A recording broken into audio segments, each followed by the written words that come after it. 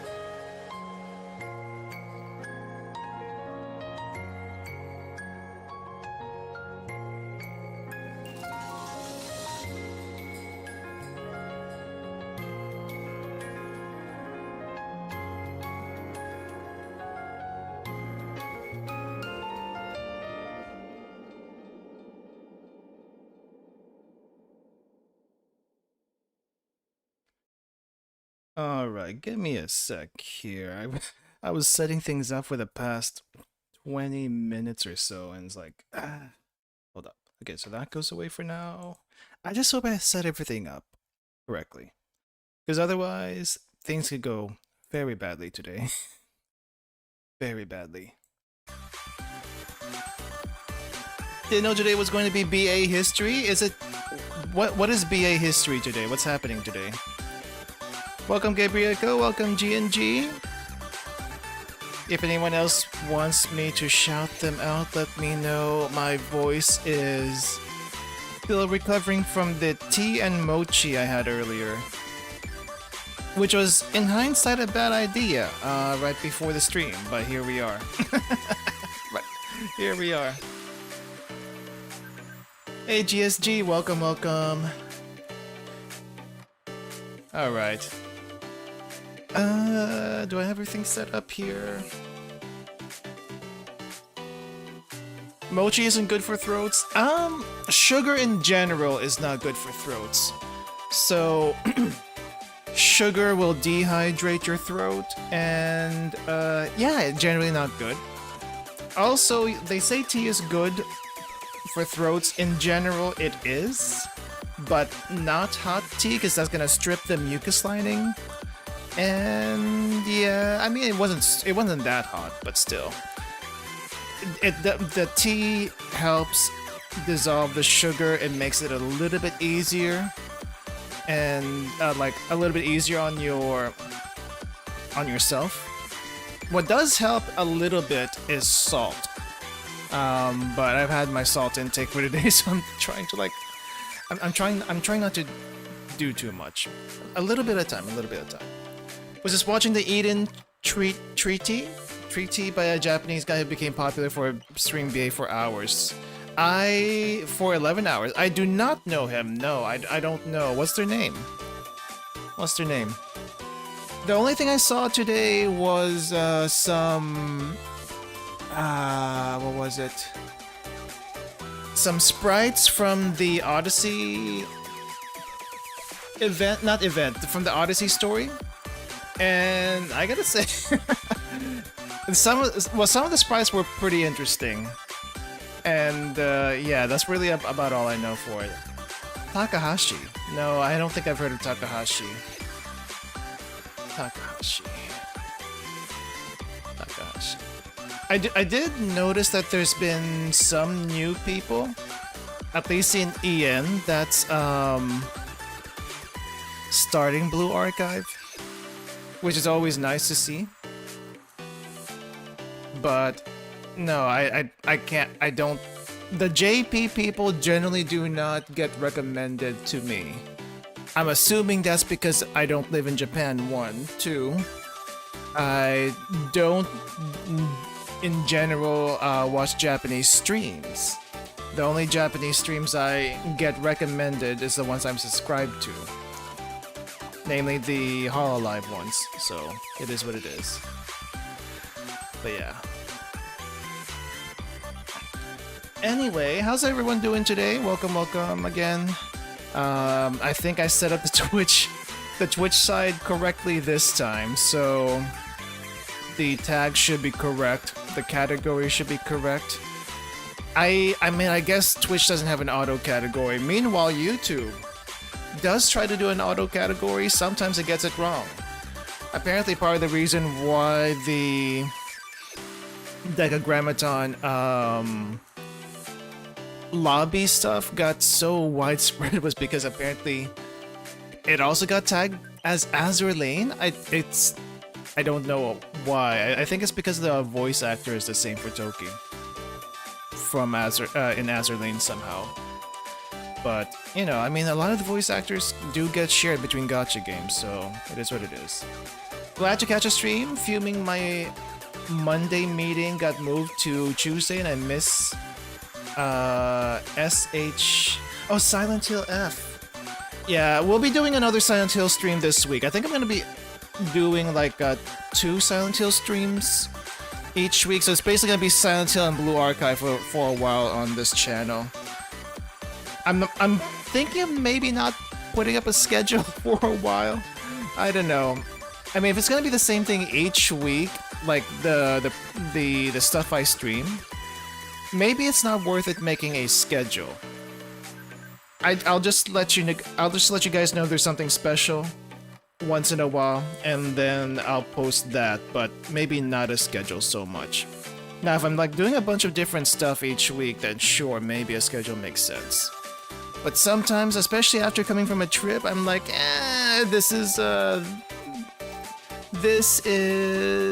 things could change because my condition is still recovering.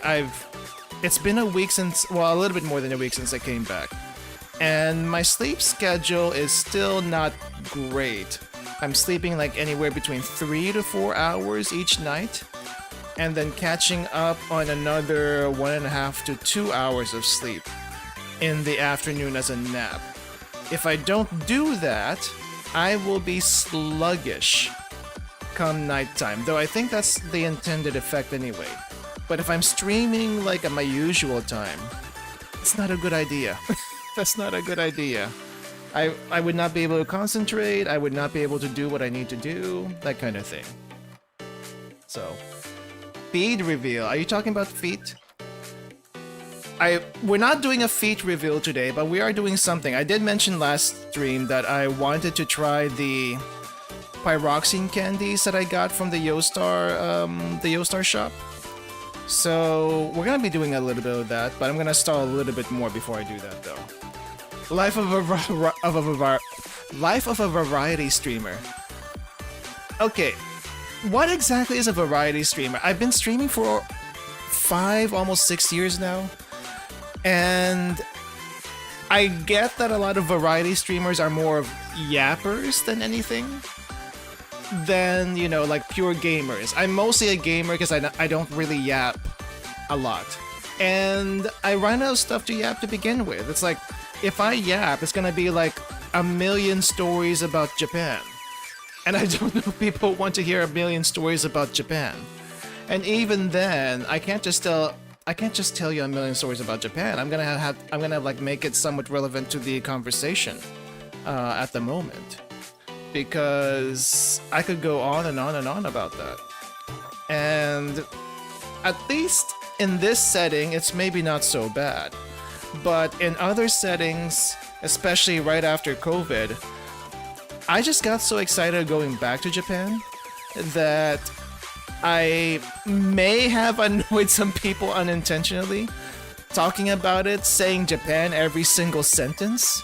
Until I actually went on the trip, and then when I came back, I started saying it less, because I finally got out of my system.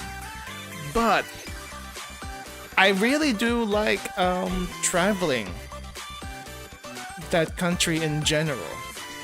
In fact, it's probably the only place I actually ever go to.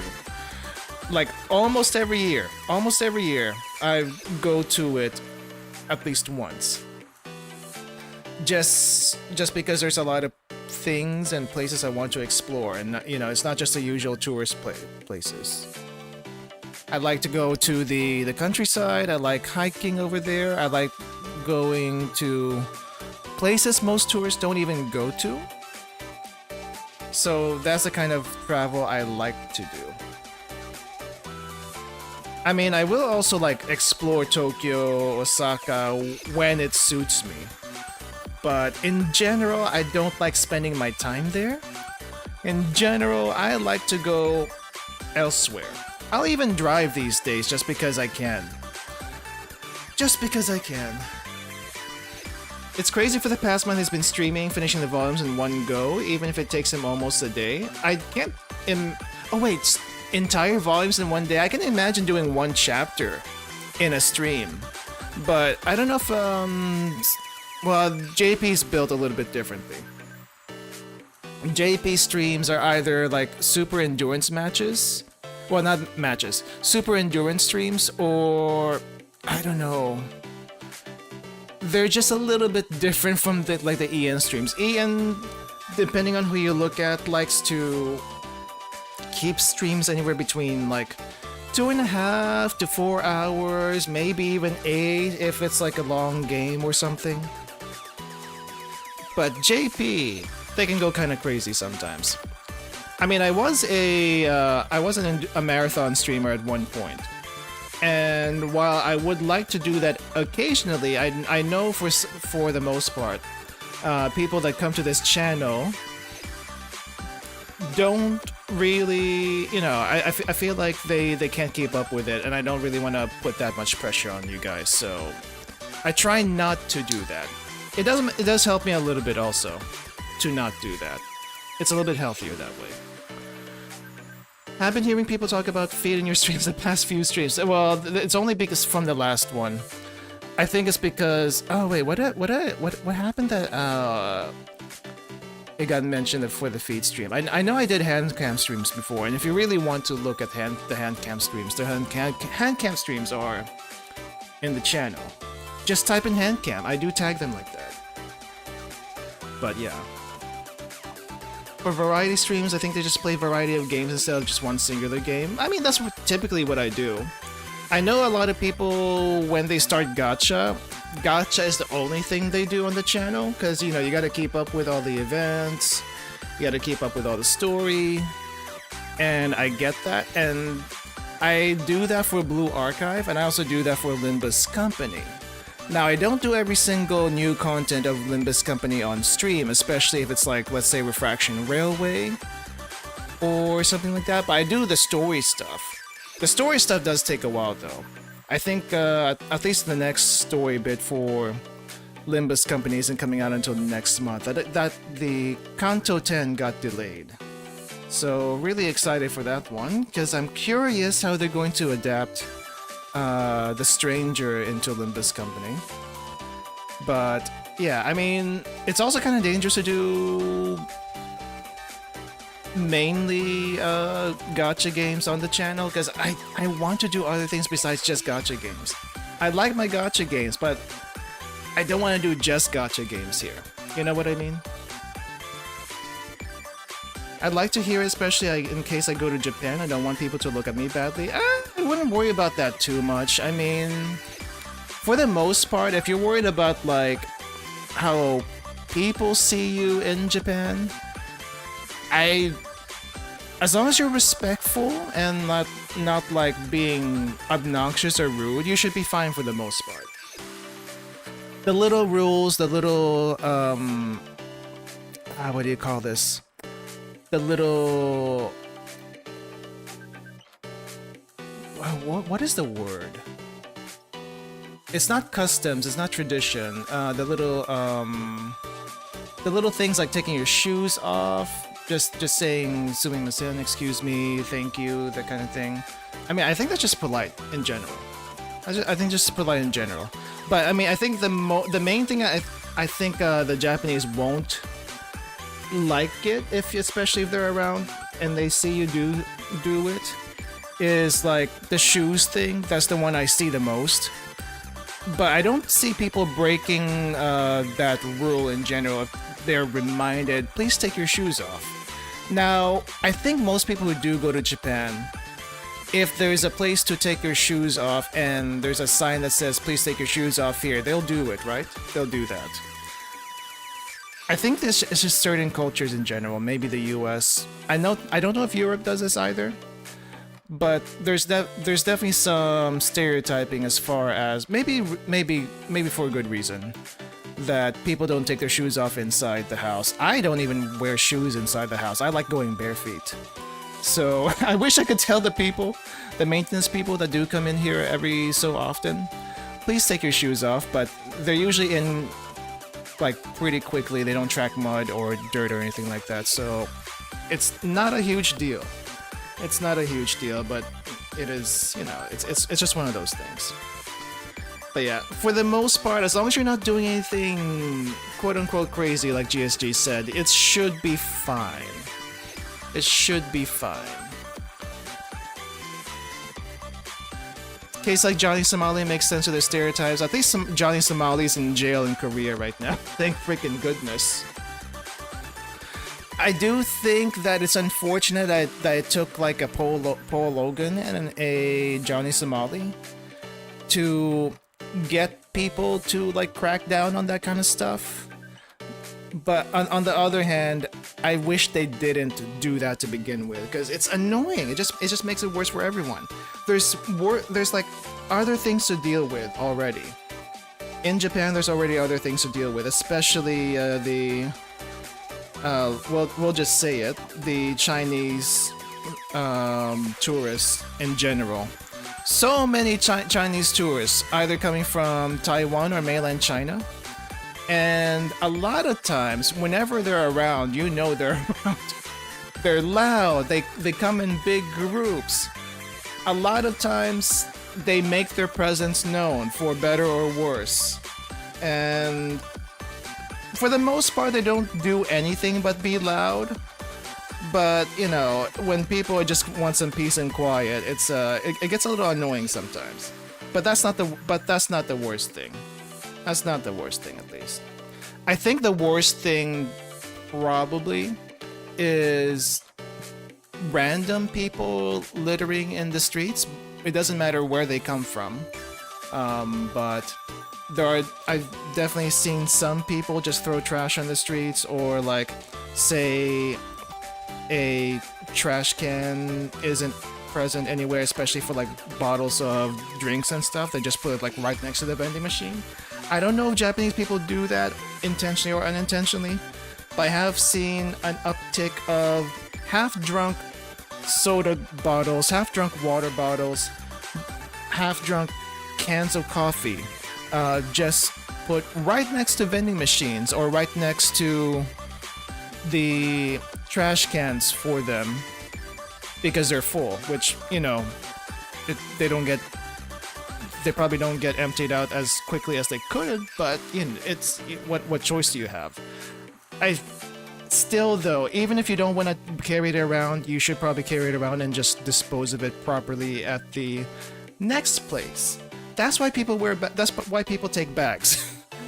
People take bags to like bring any stuff that they want to, and probably in that bag you should probably also have a tote for random purchases or random trash that you might need to take care of later.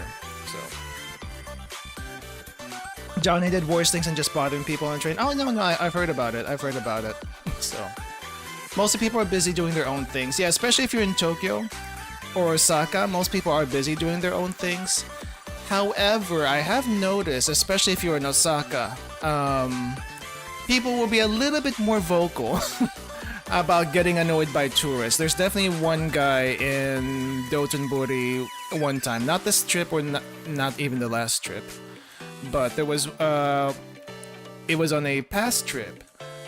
One guy in the middle of Dotonbori, of course, a bunch of tourists there and possibly some locals.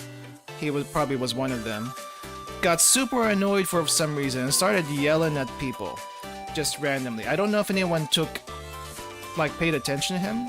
Probably did, because it was like so random and you know, angry person in general. But yeah, I get it. I kind of get it. But then again, has Dotonbori not always been busy? Probably it's a lot busier these days, especially with more tourists, but still. Done quite a bit of volunteer work at train stations, and there's a lot of trash. The trash just keeps on coming back every week or two. I bet. So, anyway, there was right. I did mention we were going to be doing a taste test of the pyroxene candy that I got, because I haven't broken into it yet. So let's do that really quick, because I need to fix my table back to normal, because there's a lot of stuff here. There's a lot of stuff here, and it's like gonna get in the way. So let's see. I just hope this is done correctly. We have live cam. Hello everyone. Yes, that's my fingers. That's my hello. So we have the pyroxene candies of Arona and Plana, and here's the label from the Yostar shop in Akiba. I think Akiba's the only one that has the Yostar shop. They do have several sizes of these. This is the smallest one. This is like four pyroxene candies. I think they have like an 8 and a 12. I do not remember correctly. But they had 3 different sizes at 3 different price points. And this one, the smallest one by the way, is 600 yen. 600 yen for 4 pyroxene candies. 40 grams expires this year. Excuse me? What? Really? Expires this year? In November even.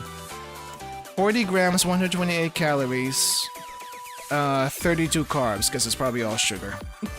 Now, I can't read what ingredients other than that they put in here, but that's, you know, I'm guessing sugar, but if I had to guess what flavor this is, it's probably ramune.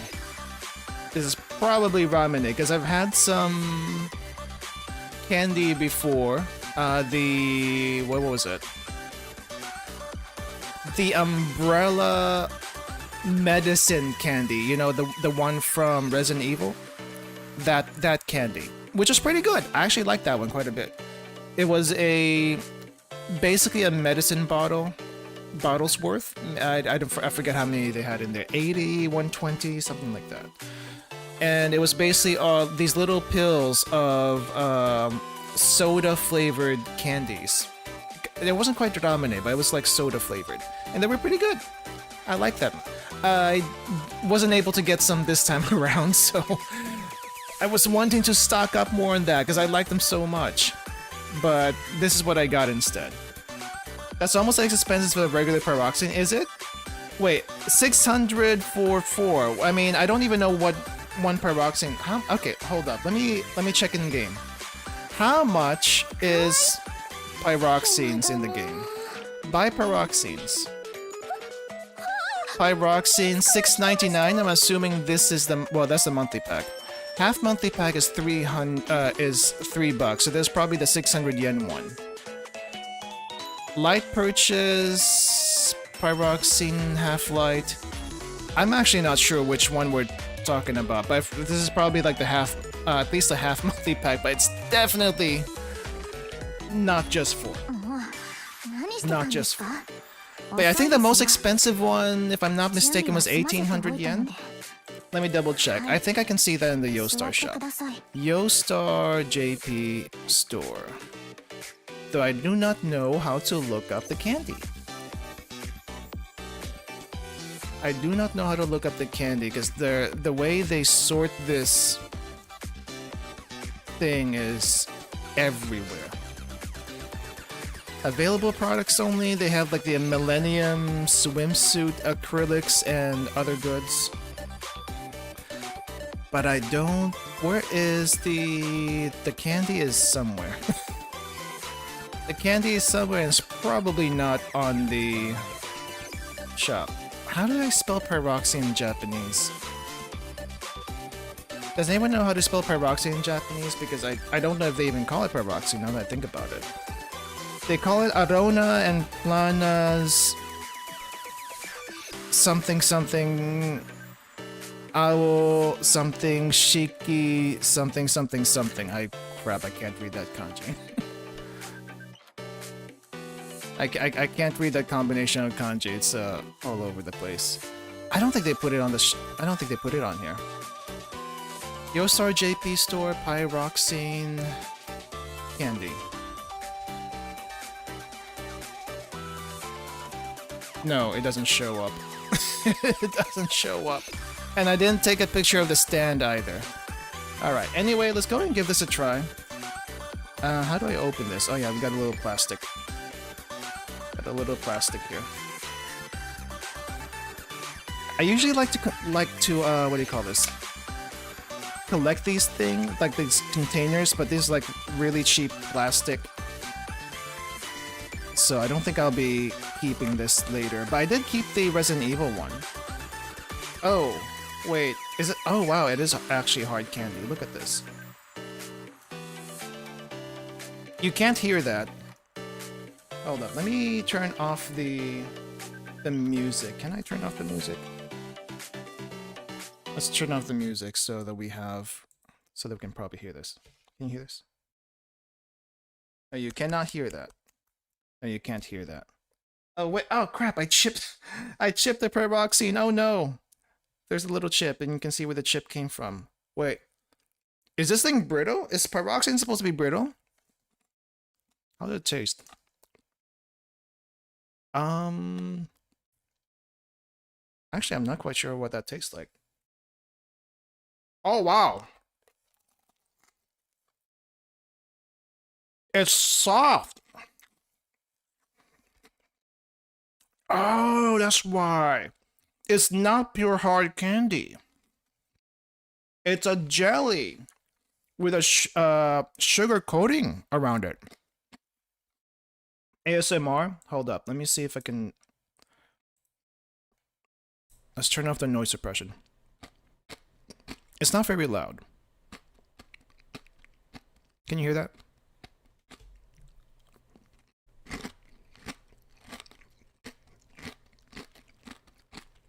It does taste weird though.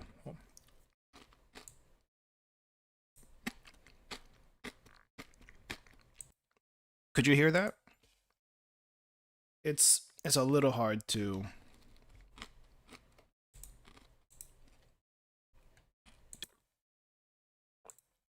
So it's not hard candy. I assumed it was hard candy. But apparently it's a jelly with a thin... With a thin candy coating, but crunchy candy coating. Okay, let me see if you can hear the crunchiness if I just like press on this.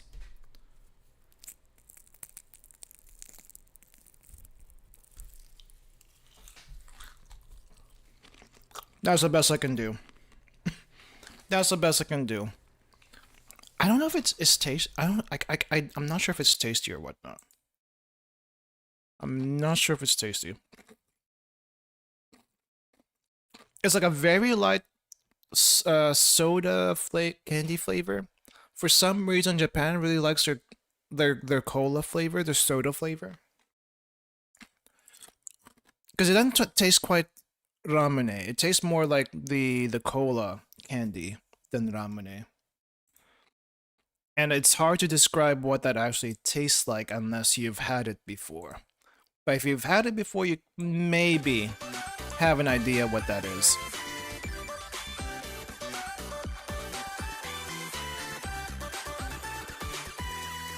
But it's a lot more delicate than I thought. I wasn't expecting jelly though. I was hoping it was like purely hard candy. But no, it's not. The thing about the jelly is as this really, really soft jelly. It's not even like a gummy with hard candy around it. It's like as soon as you bite into it, it kind of melts a little bit. Understand why some guys listen to ASMR from VTubers. I think for me in general, it's not necessarily the ASMR, but I do like giving people the sounds of the crunchiness of certain foods, because that is a satisfying sound in general, especially if it looks like super crunchy. You want to hear how it crunches, or if it doesn't, or if it's like unexpectedly crunchy like this one, you want to hear how it crumbles. That kind of sounds I do like. I don't necessarily like the chewy sounds, the wet sopping sounds, but I do like the crunchy sounds, or even like knife sharpening sounds, polishing sounds. Those are pretty nice. I don't generally listen to them, but I do appreciate it at the very least whenever they do come up. So. Still weird. Do you think it was worth it? For a try, I do feel like the 4 pyroxenes was enough. I don't know if I'd recommend a bigger one unless you absolutely love it. Let me see if I can find the Resident Evil bottle. But this was an okay candy overall. If I don't like rating stuff. If I had to rate it, maybe like a 6 out of 10. 6 out of. Let me find the Resident Evil one really quick.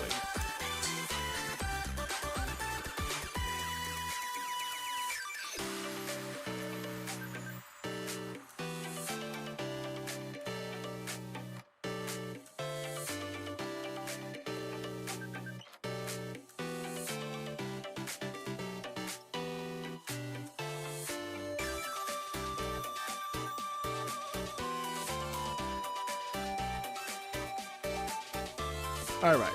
Yeah, I think on one hand I do like the sugar coating on this one, but the actual jelly part, or the actual soft part of the candy, is too soft.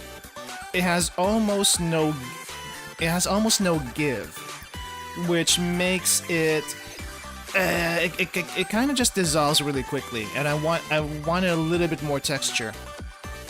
Maybe not like fully gummy texture, but at least a harder jelly texture, like agar or something. Maybe it is agar, but it's not. It's a soft agar rather than a hard agar. I would have preferred that with the sugar coating. I think that would have made it a little bit better. But if this is what Arona is eating all the time, I mean, good for her. She can have it, but I do need the pyroxenes to roll more. So, but that's yeah. I guess if you ever see this, if you ever go to the Yostar shop in Akiba, pick it up, try it for yourself. Let me know what you think about it. It's all right at best. It's all right at best. This though, this is the good stuff. This you can find in, is it Shibuya or Shinjuku? No, I think it's Shibuya. In Shibuya, I forget which store exactly, but in Shibuya, there is a Capcom store next to the Pokemon store and Nintendo store, that kind of area. There's a JoJo store up there too, unless they changed it. But if you get this is what I like. This is what I like. The Umbrella Corporation tablet candies. This is soda flavored, which I think is a typical. It is a typical Japanese soda flavor, whatever that might be. But this is good. This is the good stuff. I like this a lot. I like this a lot. It says 47 grams, but it never tells you exactly how many little pills are in here. But I got this last year. And I think it took me a little bit to finish it. I tried to limit myself to like maybe 3 or 4 of these each time. But you know, these things run out eventually. But this is good. This one is actually good. Best thing is you can reuse the bottle. Yeah, it's actually like high quality bottle. It's high quality bottle. You can put whatever you want in here. You can actually put actual medicine. You can put your spice mix in here, whatever. But yeah, I think this is the medicine they use to, you know, prevent you from turning into a zombie. But it's just a tablet candy. Tablet candy. Oh, it says ramune flavor. Right, it says ramune flavor. So it's not soda, it's ramune. But it's pretty good. I like it. I like it. There is no back label. As you can see, there is no back label here. I did have the box at one point, but the box was largely uninteresting, so I disposed of it. Sadly. Sadly. What I did get also during this trip, and this is more common than all the other stuff, are the cigarette candies.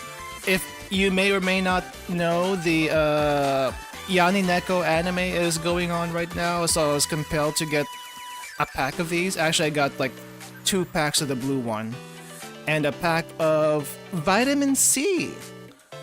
Vitamin C cigarette candies, which I didn't realize existed. This is the chocolate ones. These are like hard and kind of chalky. If you never had these before, this is what they look like. This is supposed to be chocolate flavor, but it's like barely chocolate flavor, but they're hard. They're kind of snappy. And they kind of look like chalk. They don't really taste like chalk, but they kind of look like chalk. The vitamin C ones, the yellow boxes, are super soft. They kind of dissolve really easily. I did like those, but they go too fast. This one, I kind of have to take my time with it, just a little bit. Have tasted these before, they taste pretty bad. They're not the best. They're not the best. They basically have almost no flavor. Almost. But yeah. I suppose it doesn't help to avoid smoking real ones. Nah, I guess if you really want to smoke, then you would do the real ones. But I mean, it does say here on the label, we support your no smoking, but this is kind of chocolatey, a little bit minty. I don't know if it helps at all. It just makes the kids want to actually try smoking in the future. For real, for real. So, yeah, I don't know if that actually helps like prevent anything, but that's the short little hand cam for today. Oh wait, what? There we go. That's a short little hand cam for today. I hope you guys enjoyed that. I was trying to, what do you call this? I was trying a new camera setup. I do have my usual gigantic camera that I use for the table that I did my hand cam streams, but I was trying a table setup this time, which I guess it kind of worked. It kind of worked, except there's a danger to it. There is a danger to it that I'm glad I didn't have to deal with this time around, but it is what it is. Is this how you LARP as a smoker? Yeah, actually, the cigarette candy is how you LARP as a smoker. Actually, no, there's a better way to LARP as a smoker, and it's not the cigarette candy. Do you guys know about the wafer, the roly wafer candies? Hold up, let me show you an example. Because I'm really bad at explaining things. Let's see, what's it called? It's like the Pepperidge Farm pirouette cookies.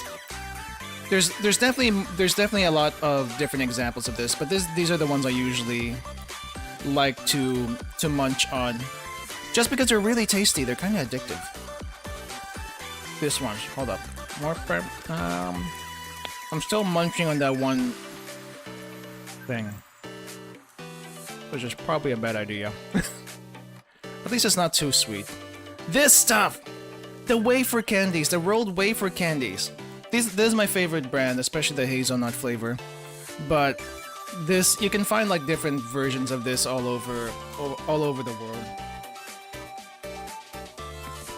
But this stuff is the good stuff.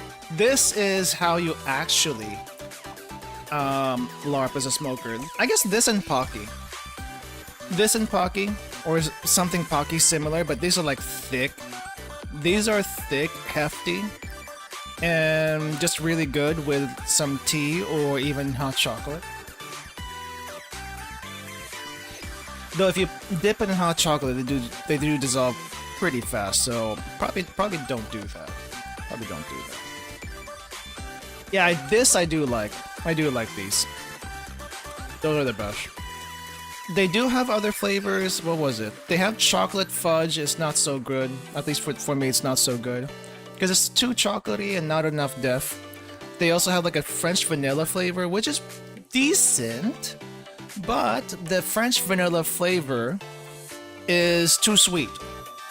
Like the chocolate hazelnut's already too sweet, but the French vanilla flavor is already too sweet. Much sweeter than normal. You prefer the romantic Pocky cliche? Oh, you mean the Pocky kiss? Where you take a Pocky and basically have someone else on the other end, like munch it until you both meet in the middle, or break it off so you don't actually kiss, that kind of one. I think I've seen someone actually do that on a video before, but the actual Pocky stick is kind of small, so it's what do you call this? You end up not really doing as slowly as anime would believe you to have. So either you kiss pretty quickly or you break it off really quickly. There is the giant Pocky though. But the giant Pocky they don't sell in stores typically. The giant Pocky you will see in souvenir stores instead. And I don't think I've seen a regular chocolate one. It usually is like strawberry or some other local flavor. Actually, maybe if you go to Donkey. If you go to Don Quixote, maybe you can find the longer ones, the giant Pocky ones. But in general, they're too small. They're just way too small. Let's see. Did I miss something? Yeah. Oh, hey, Triple Spearmint. Welcome, welcome. I knew I saw a new message. I just didn't see it. But yeah. I hope you guys enjoyed that that hand cam. I do want to do a little bit more hand cams, but I don't know what to do hand cams of. That's the thing. I used to cook a lot on the channel, but I don't have much to cook these days, so whenever I feel like it, I suppose. I feel like it. But anyway, holy crap, 45 minutes. I guess I had a lot to talk about this time around. But yeah, so today we're going to be doing the Fox Squad main story. Last week we started volume 2. Not volume 2, Act 2. Prologue Act 2. We started that. And I guess we're gonna be doing Lore Pursuit this time. We did roll for the Fox Squad last time though. So I guess let's go and get started. Because I don't know how long this is going to be. And I don't think I've seen the Twitter posts for the crab raid. I don't think we're getting the crab raid next week. The crab raid might be later. So let's see. Let me just make sure I got everything else here. And okay, let's go and get started. Unexplainable abnormalities have been popping up across Kivoto's lore. Fox Squad be able to restore their everyday lives and rescue the students who have vanished. Not just vanished. Other things. Contains significant spoilers for content for Act 2 Volume 0. I'm surprised it lets you do this before finishing Volume 0. Or at least Chapter 1 Volume 0. Because shouldn't this be locked until you finish that? Same thing for actually starting Act 2. There was like a spoiler warning for Act 2 when we started before, and like, shouldn't you be done with Act 1 first? Before you get to Act 2, at least, shouldn't that be locked? I don't know. I don't have a new account, so I can't say how that actually works. Alright.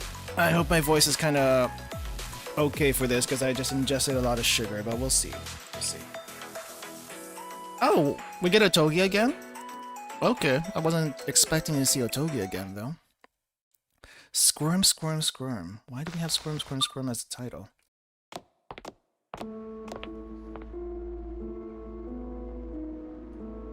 Ooh, we got a horror filter? Hey, have you heard the rumor? What rumor? You know how there's a bridge south of Shiro Unagi Station? You mean the one with no shade that goes over the river? It's grueling. No shade that over the river. Oh, that one? That bridge that we see every single time? Yeah, it's torture. That's why no one walks it. But get this. They say that some weirdo goes there every day at noon, right to the center of the bridge, and they exercise. So what? Maybe they're working out during their lunch break. Listen, I'm not finished. It gets stranger. Okay. I don't see what's weird so far. They say that this person's out there every day in a white jumpsuit. It's not a tracksuit, not a gym uniform. It's practically scuba wear. It happens so often that the locals call them the White Scarecrow. Scuba wear. That's kind of funny considering that we got Odyssey now. Maybe they're trying to lose water weight, like for a boxing match? All I know is that they're super jumpy. Whenever someone tries to approach them, they practically vanish into thin air. Almost no one's actually seen their face. That's pretty weird.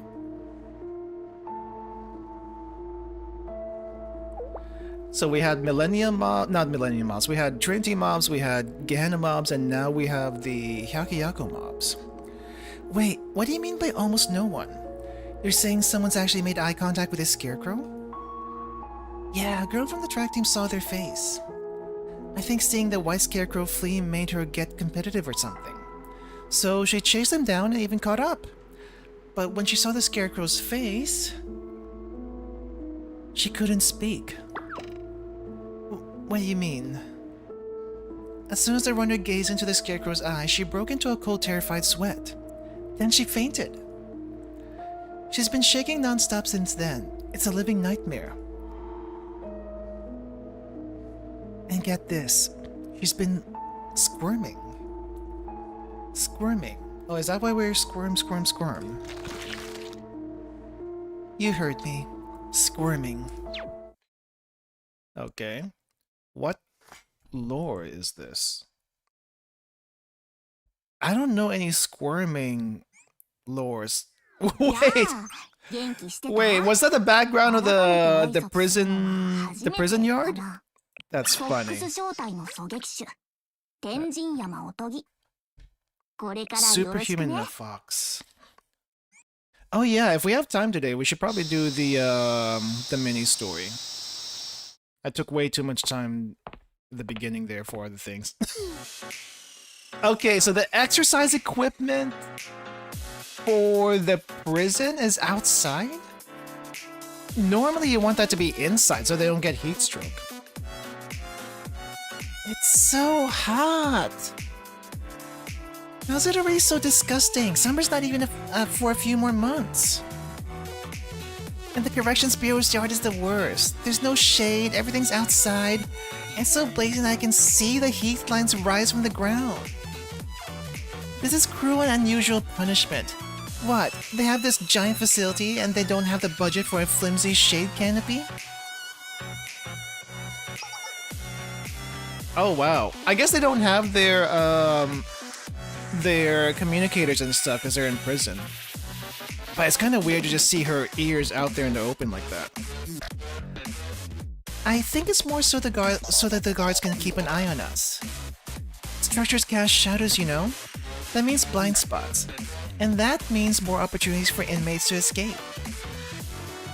I heard the whole reason Wakamo broke out was because someone smuggled tools and stowed them behind a tree. I never liked her. I should have taught her a real lesson and made it so she wouldn't even dream of busting out. Sec, I need to adjust something really quick. It's way too peaking.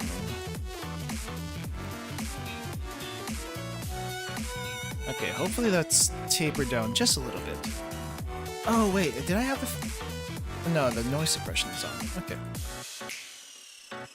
Calm yourself, Kurumi. There are valuable necessary laws preventing us from deploying excessive force. Yeah, but now that we're stuck in the Corrections Bureau, I can't help but think about her. Between that and the heat, I might be a little grumpy, okay? Nico, how are you not hot? You haven't even broken a sweat. I generally run pretty cold, I guess. It's actually pretty balmy out here. Weird, we all went through the same extreme heat training. So how do we have such different tolerances? Maybe it's genetics. I wonder, maybe it's because your assets are smaller than Nico's? Assets? What assets are you talking about? What assets? Ears. Oh, ears? Really? Your ears?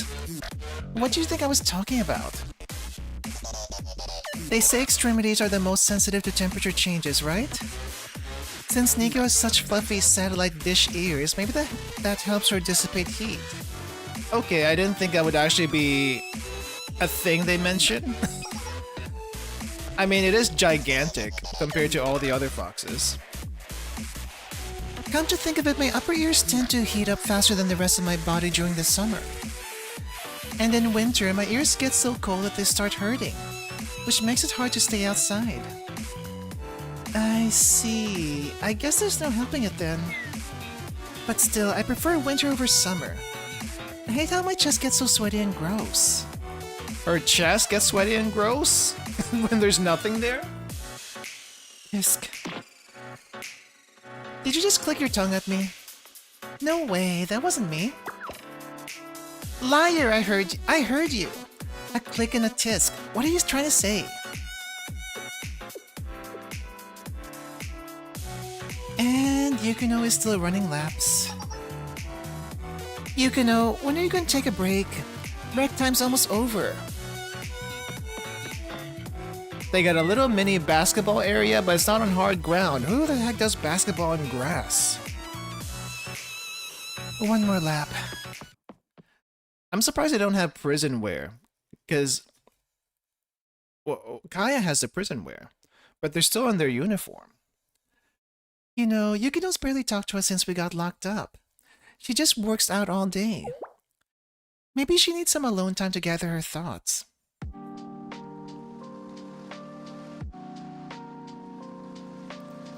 Well, a lot has happened since that time.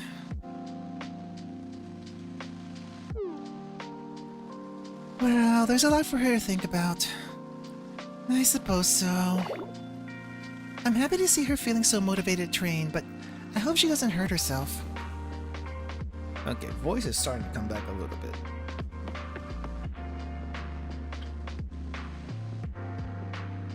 I can't waste my time here. I must be responsible. I need to learn more, try harder, and learn to trust others. It's time to grow up. But...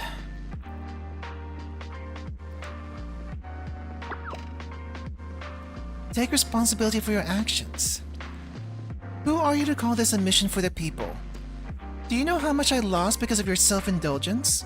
Who the heck is speaking here? When am I singled out to suffer? Why am I the exception? Perhaps you should have just let the accident play out. I've got nothing more to say to you. Bring someone capable. Someone higher up. I need someone who can take responsibility. Who is speaking here? I'm not sure what I should have done. Would it have solved itself in time as Sensei insisted? Or was it too much power? Was it a burden that only a superhuman like the President could bear? Was it always beyond my capability? Miss 5020.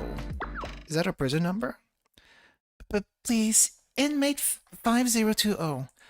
Pardon me, may I have a moment?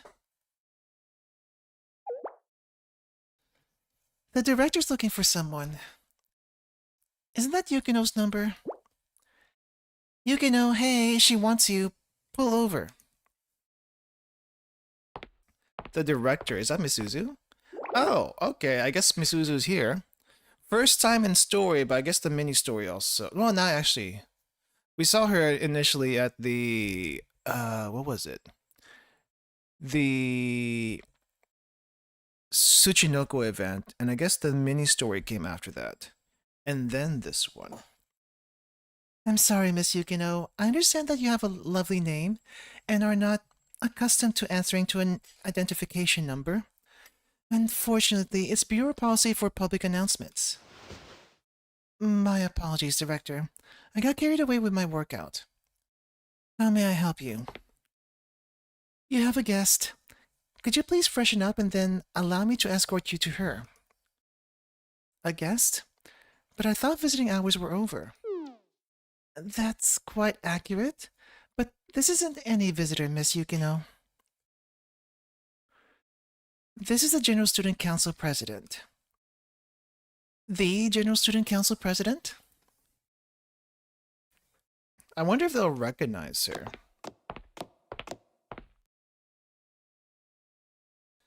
Director, if I may ask, it's really her. The General Student Council President is back? Yes, it's been quite the hullabaloo at Valkyrie. She's returned suddenly after her extended absence. It's caught all of us by surprise. She's already hard at work and is as brilliant as always. She's done wonders for our backlog. Perhaps she should help us at the Corrections Bureau next. If she was going to return on a whim like this, then why did we go through all that trouble? Of course, every department at Valkyrie needs attention and care. Above all, we must address the Chief of Defense. My apologies, I was rambling on as usual. Don't worry about it. General Student Council President Yukino, inmate number 5020 is here as you requested. Come in. It's an unfamiliar voice. Oh, wait, she doesn't recognize it. No, rather than unfamiliar, something feels off. It's uncanny. This is the General Student Council President? What does she sound like again? I can't even remember her face. Interesting that they don't recognize her, at least Fox Squad. Why does it look like the office? But we're all the way here at the Corrections Bureau. Good to see you, Squad Leader Yukino. It's like, I don't recognize you. You are... Yes. Oh, never mind. Looks like she got overridden as soon as she saw her. The General Student Council President. It's been a while. You have a different air about you. Is that so? I've been hearing that a lot lately. Well, I suppose it's because I've been away for so long. I've changed and so has Shaoli. Have a seat. We have much to discuss. It is the General Student Council President office, yeah. I was assuming we were at the Corrections Bureau and not... I was assuming we're at the Corrections Bureau and not actually at the General Student Council, you know, building. Welcome to EGR. I've been catching up on the reports. A lot of history has been made in my absence. Like how the Fox Squad helped Chief of Defense Kaya stage a coup. Correct. Don't worry, I'm not here to scold you, Squad Leader Yukino. In fact, I owe you an apology. I'm the one who disappeared without a word. I left everyone with improper guidance and countless accidents and miscommunications erupted as a result. Power suddenly went out of my house? What's going on here? Yukino got called from prison and now she is meeting up with the General Student Council President. She didn't recognize the voice, but as soon as she saw her, her memories got overridden by what she looked and sounded like, but she still feels like there's something a little bit off. And now, where are we? Oh, did I miss that line? Hold up. Yeah, I'm the one who disappeared, right? It was my responsibility. Yes, many students made incorrect choices while I was gone, but I can't hold them accountable for any of it, because it was my mistake. Were the foxes in prison for the same reason as Act 1? Yeah, they've been in prison because of that. But now, I guess they're gonna get out because we, what do you call this? We were able to recruit them. I have no excuse for my abandonment. And I feel especially sorry for the squad members of SRT Academy. SRT was left weakened and aimless in my absence, which ultimately led to the dissolution of the Academy. Was that the same line as the prologue of Act 1? Let me double check. It was my mistake. It was my responsibility. Well, the only line that was the same as Act 1 is this one, because it was my mistake. But I don't think she said it exactly like that. But that's the only line I could see that was the same. Otherwise, you know, everything else was different. Who were those girls left behind? The Rabbit Squad? First-year students, yes. I caused them a lot of grief. Once I finish my General Student Council duties, reviving SRT Academy will be my priority. I want those students to receive the best possible education. That's all I could ever hope for. Wow, if she's actually going to bring back SRT Academy, that would be great. That would be great. I do wonder why... I forgot the exact reason why it was shut down to begin with. Because I thought it was... Was it Rin or was it the GSE president that shut it down before? I forget. But SRT coming back and they're and not having to use the Valkyrie Blu-rays? I don't know. They'll probably still be using Valkyrie Blu-rays, but maybe the Academy will come back. However, that does not erase the damage you've caused to the Kivoto civilians. Sabotaging infrastructure, sniping the General Student Council officers, and attempting to detonate a bomb in the heart of the city. All for an attempted coup. These are serious crimes, Yukino. Pardoning you might mitigate my personal sense of guilt, but the public will not forget so easily. We've already damaged their trust in us. I ask for your understanding. We can't take this matter lightly, even as we focus on restoring SRT. I knew what I was doing. From the start, I was prepared to receive the appropriate punishment regardless of its weight. But my squad members were only following my orders. I led the squad. You may hold me completely accountable. And while I realize the optics of the situation, I only ask you to treat my squad members with mercy. It was Rin, and I think it's because she couldn't handle it the same way the president did. Okay, that kind of makes sense then. Yukino, trying to take all the responsibility again?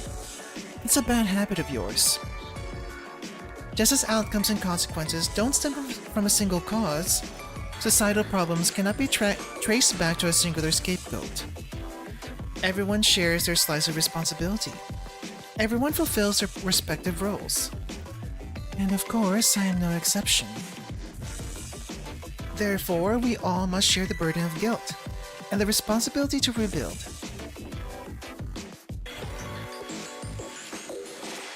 Once, I failed to properly respond to a suspected terrorist attack. Civilians were caught in the crossfire. The people rightfully wanted to hold SRT accountable. I was the commander on site, and so I surrendered myself, taking full responsibility. Oh, so that's what this flashback was about. I see. But you, General Student Council President, blamed yourself instead. You resolved the situation and did not hold me accountable. You say that one person alone cannot bear the responsibility for all the world's problems. Then, why had you shouldered the burden of SRT's power all on your own? It's because I had the capacity for it at the time. Back then, I had enough headspace, social capital, and responsibility to take the blame. A good leader would never hold a subordinate responsible for carrying out a mission. You worked at my request, and I had the means to assist you. In that case, I had to... No, Yukino. You're too exhausted. The guilt is weighing you down. One day, your head will feel lighter, and I assure you it won't be too late for you to assist others and repay your debts. But for today, I have a request. I'm listening, General Student Council President. We can't regain SRT's honor by sitting in the Corrections Bureau and ruminating on our regrets. I will do anything to atone for my mistakes. Please give me your orders. While a pardon may be difficult, I can provide you with an opportunity to serve our citizens. Tell me, Yukino, have you heard of lore? Lore! Finally, a proper introduction to this thing.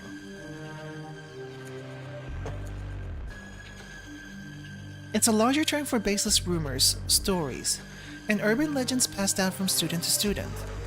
While they once spread through word of mouth, the internet has led to a renewed interest in this brand of folklore. Lore encompasses stories that cannot possibly exist in our reality, and yet these stories stay alive and spread because, while they're fantastical, they carry a grain of truth.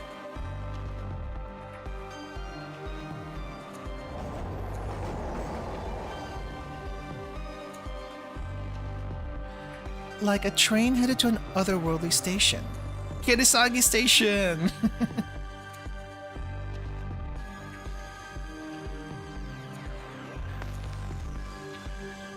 Is weird. Welcome, Shiroka, welcome. Didn't Gokon mention in the introduction to Perozilla Raid as the lore library? Gokon probably did, but that was like so long ago and it was like basically one tiny little snippet. I feel like most people ignored it as a ramblings of someone from Gematria. You know what I mean? Did we get a little bit of lore mention again sometime else? I think people keep mentioning the Library of Lore, but do we even know what the Library of Lore actually is? I feel like that's more like a collection of all the rumors and folklore in Hivotos, right? But no one actually explained, I feel like, what it actually is. Not even Uwe, though I think she probably would know the most about it. But, yeah. Or an untraceable voice on a mystery radio station that curses anyone who hears it. It was mentioned at the end of volume X2. Yeah, they did. They did. But they didn't actually explain it. Or an elevator that, if you board and exit following a specific procedure, makes it impossible to ever return. Elevator to hell!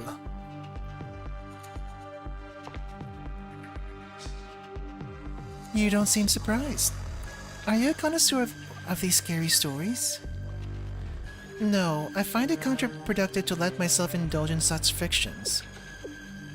Of course. I initially agreed that lore sounded preposterous. It seems to have no impact on reality. A frivolous distraction from real issues.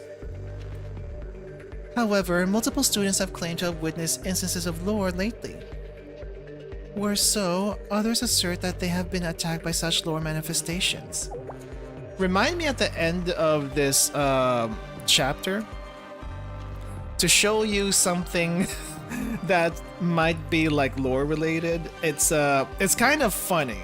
It's kind of funny. It's not spoilery, but it's a webcomic that I saw a while back, so it's kind of related to this. This so-called lore is hurting people. Yes, several students have mysteriously disappeared after encountering these alleged creatures.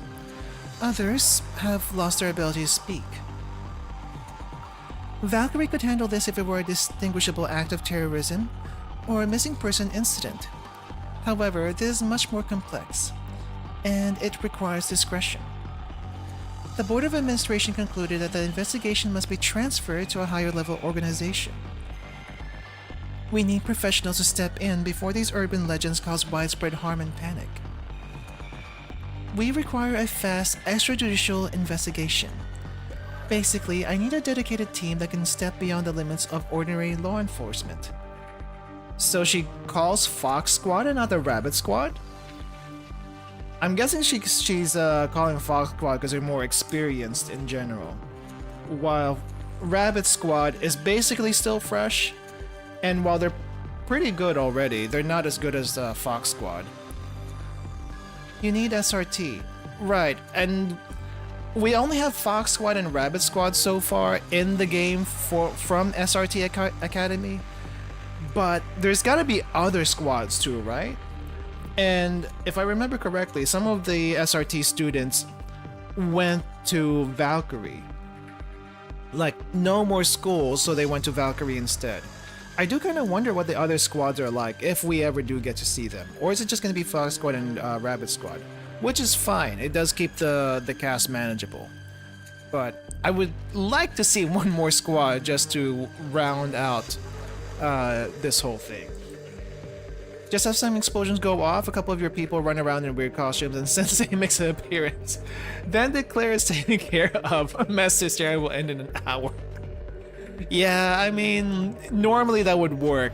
I don't think it would work in this situation. There's been a lot of supernatural stuff happening since... I don't know if you can count Decagrammata as supernatural. That's a little bit different. But,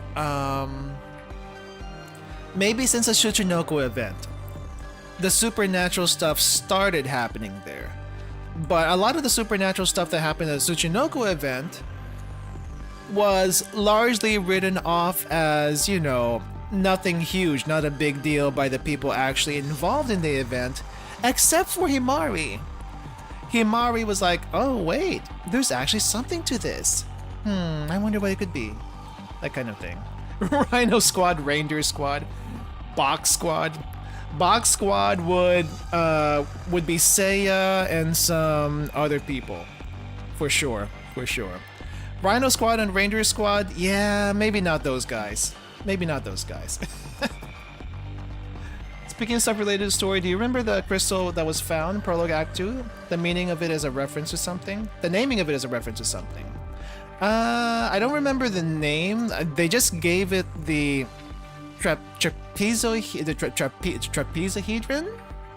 I just call it the crystal for short, but trapezohedron, but I don't think they gave it a specific name.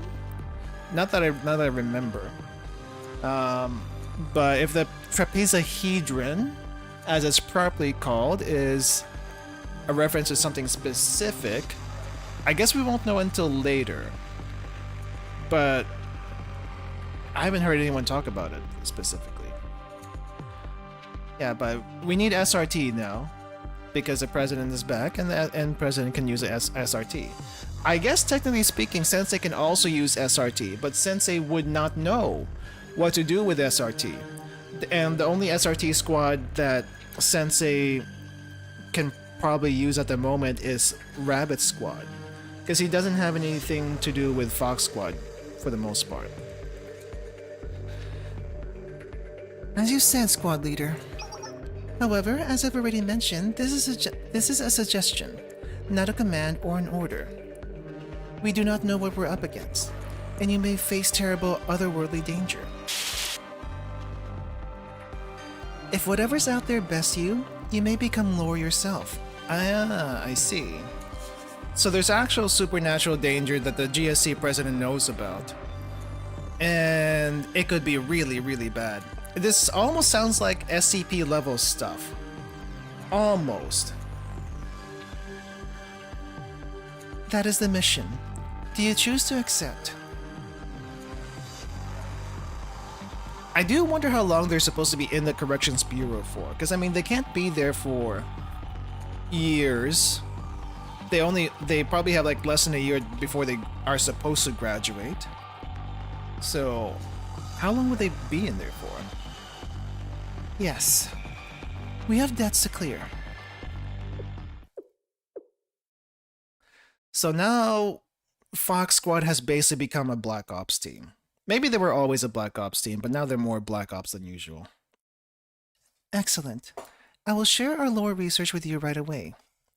We need you to gather information on what these lore instances truly are. You need to understand this enemy, and then you must eliminate it. Also, Yukino, this is my personal request, and not an order from the General Student Council President. Please come back safely. Without a doubt. We trust in our instincts. It's also our responsibility to know when to retreat from an unwinnable fight.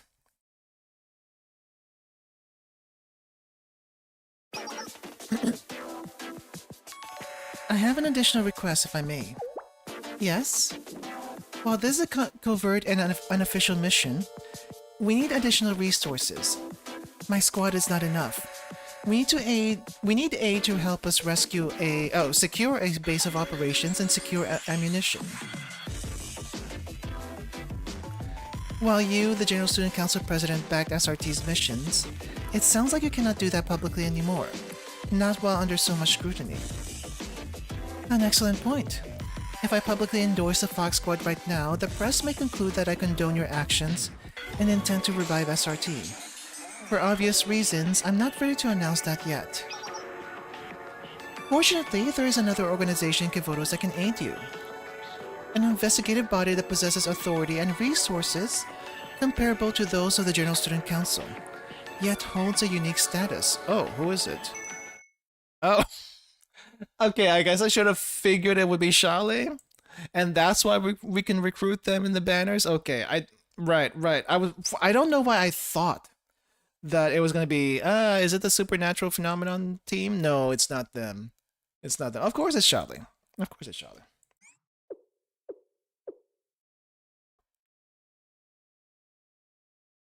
Excuse me?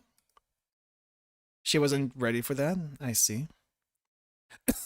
Why are we in the yakiniku? Okay, I was very confused when I saw the yakiniku CG. And even more confused now that we have the yakiniku background here. What's going on here? They even got a private room.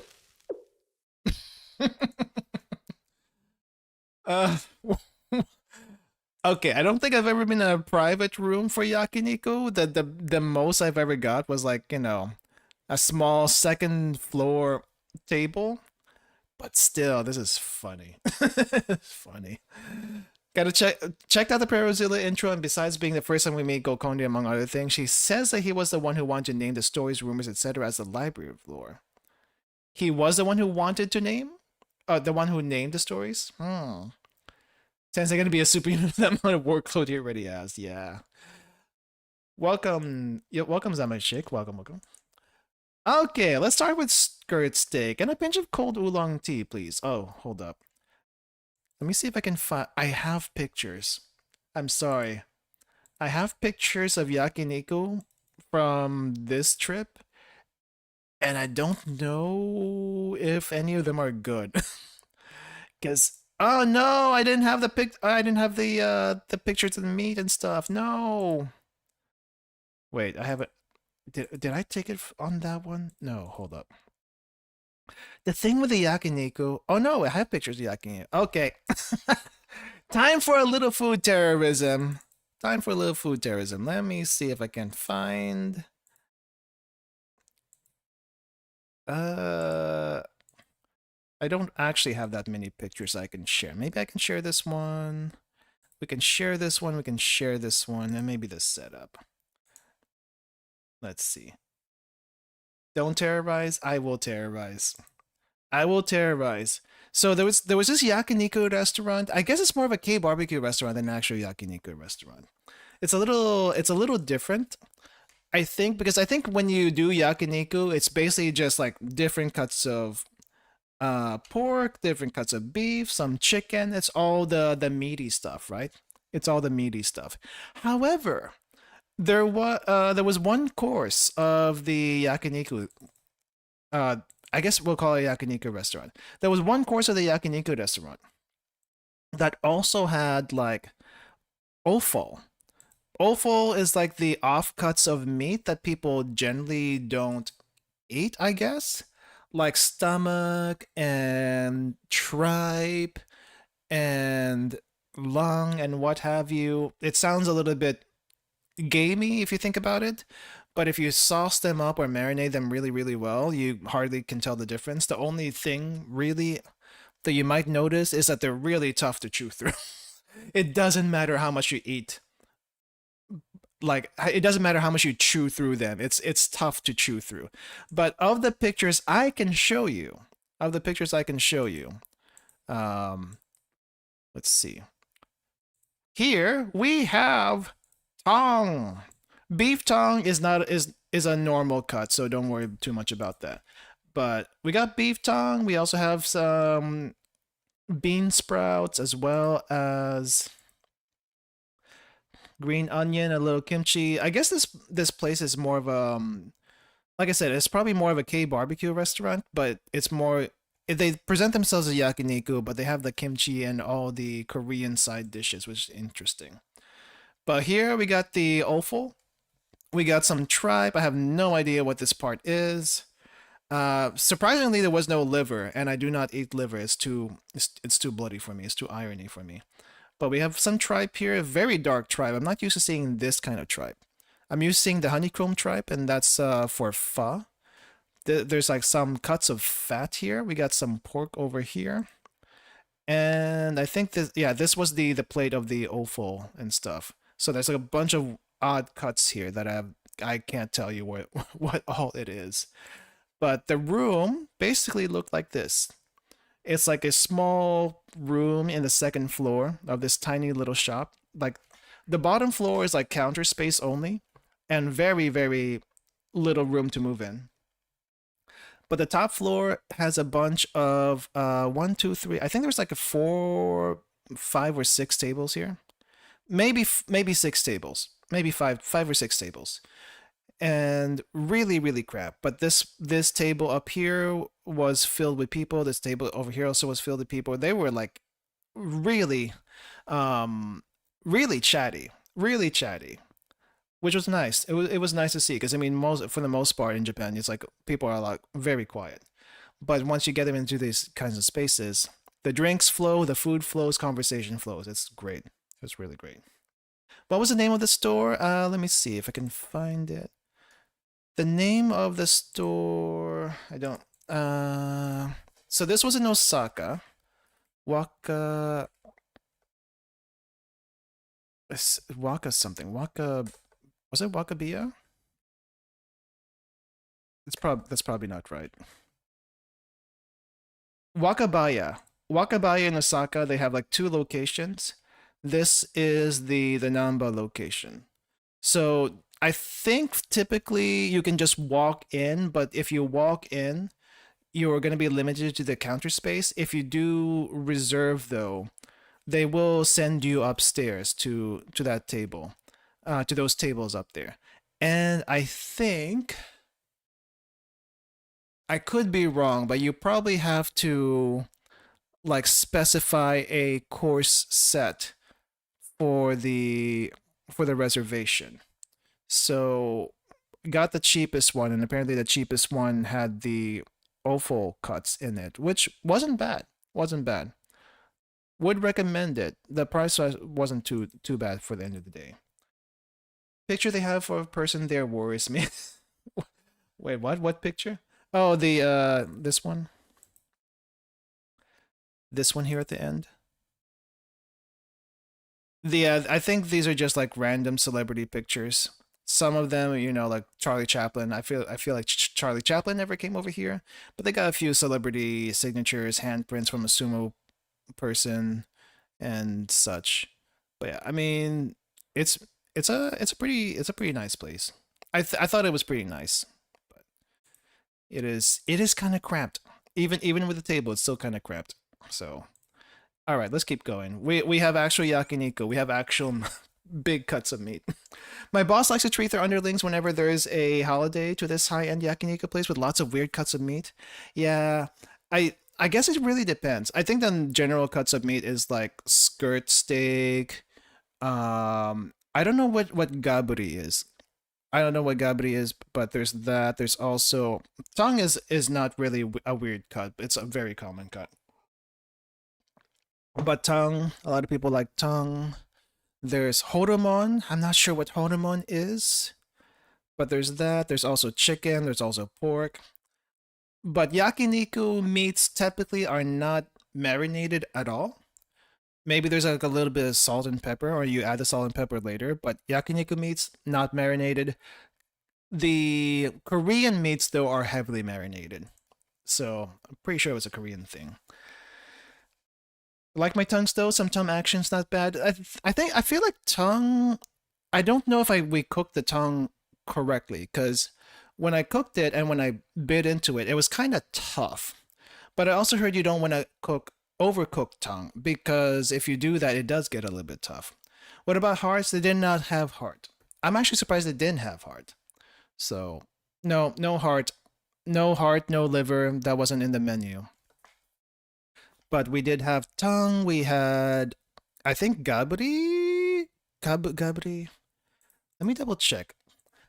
I wonder if I can like make a reservation right now just to see what the options were. Let's see. Sorry for no music. But I am getting distracted by I'm getting distracted by the yakiniku. And having had yakiniku recently. Oh wait, what? Can I not reserve because I don't have a Japanese IP address? Is that what's happening? No! Ah, it detected my IP address. Okay, I gotta be in Japan. Okay, I gotta be in Japan to make a reservation. I see. I got it. I got you. Can I at least see the menu? I want to see the menu. Tongue is probably gonna be tough and chewy. I guess. I don't usually have tongue because it's not a widely available cut. But it's, I mean, some people think beef tongue and it's like, oh, duh, beef tongue, but it's not bad. It's really not. Okay, I'm trying to get to the photos, but I can't get to them. Why? It can be annoying when you just want to look stuff up. Yeah, I wasn't expecting the website to, what do you call it? I wasn't expecting the website to like IP filter me. Tongue is pretty good if you marinate it and grill it right. Was it marinated, the one that we had? I think it was not marinated, the picture I showed, right? No, it wasn't marinated, but it was like seasoned with pepper, and I think there was a little bit of oil on it. But no. Yeah, it looks like it was just seasoned. But the offal was definitely marinated. Heavily. Okay, I'm trying to look for the set menu item, and I don't think I see the exact set menu. But they did have like a premium set menu with a premium Wagyu rib, premium skirt steak, rib eye, Wagyu oyster blade. What the heck is a Wagyu oyster blade? Sirloin. Yeah, those are all like meaty cuts of beef. But there's also mixed beef offal more than 500 grams. It doesn't exactly tell you. It's just like off cuts of meat. That is it. And I don't think I see the exact set that I had, because there's another set here that says sirloin, rib, short rib, outside skirt, pork neck, sausage. Did not get any of that. So where was it? Nope, I don't see it. I don't see it. I just saw the offal, but I don't see the exact set of that was on the reservation. So maybe if I try hard enough I'll find it, but nah, that's not important right now. I just got distracted by this. Let's start with skirt steak and a pitcher of cold oolong tea, please. There we go. Maybe I should have done one more press so we can get music. You got it, boss! It's still kind of funny that as soon as Fox Squad gets hired, we take them out to Yakiniku. I guess they haven't had meat in so long. This is probably like, you know, it's still a surprise. Yeah, so... I'm not sure what to say here. Ah, and some beef tongue. And how about an order of bean sprout salad? Wow, we had both of those. We had both the namul and we had both the beef tongue. It is a business expense. You are absolutely correct. Rin will see the expense? Maybe? Actually, no. Who will see the expense in this case? Will Yuka see the expense or will Aoi see the expense? Either way, this is not coming out of Sensei's pocket this time. Maybe. Sure thing. Sensei, before you place another order, I have a question. Ah, a special request? Order whatever you want. No, it's not about the menu. This was intended to be a briefing with Shale. Yes, and? Yes, and? Okay, what do we have here? We have premium cuts of meat. And some veggies I'm currently covering up. No one cares about those. Wow, we got A5 Wagyu? All the cuts of A5 Wagyu? And beef tongue? Wow. Wow, that's a lot of meat. Personally, I could use a little bit of rice with this. I never did get rice with the yakiniku. I don't know if people typically have rice with yakiniku. I know with the Korean barbecue you do. Because you want all those juices to go on the rice and eat the rice later. Or as you go. But there's no rice here. Where's the rice? So why are we in a premium yakiniku restaurant? We'll eat first, then talk. The skirt steak's looking good. Here, have some. Thank you. Okay, I see Nico sweating a little bit. It might be a little hard to see. Sure, since you're offering.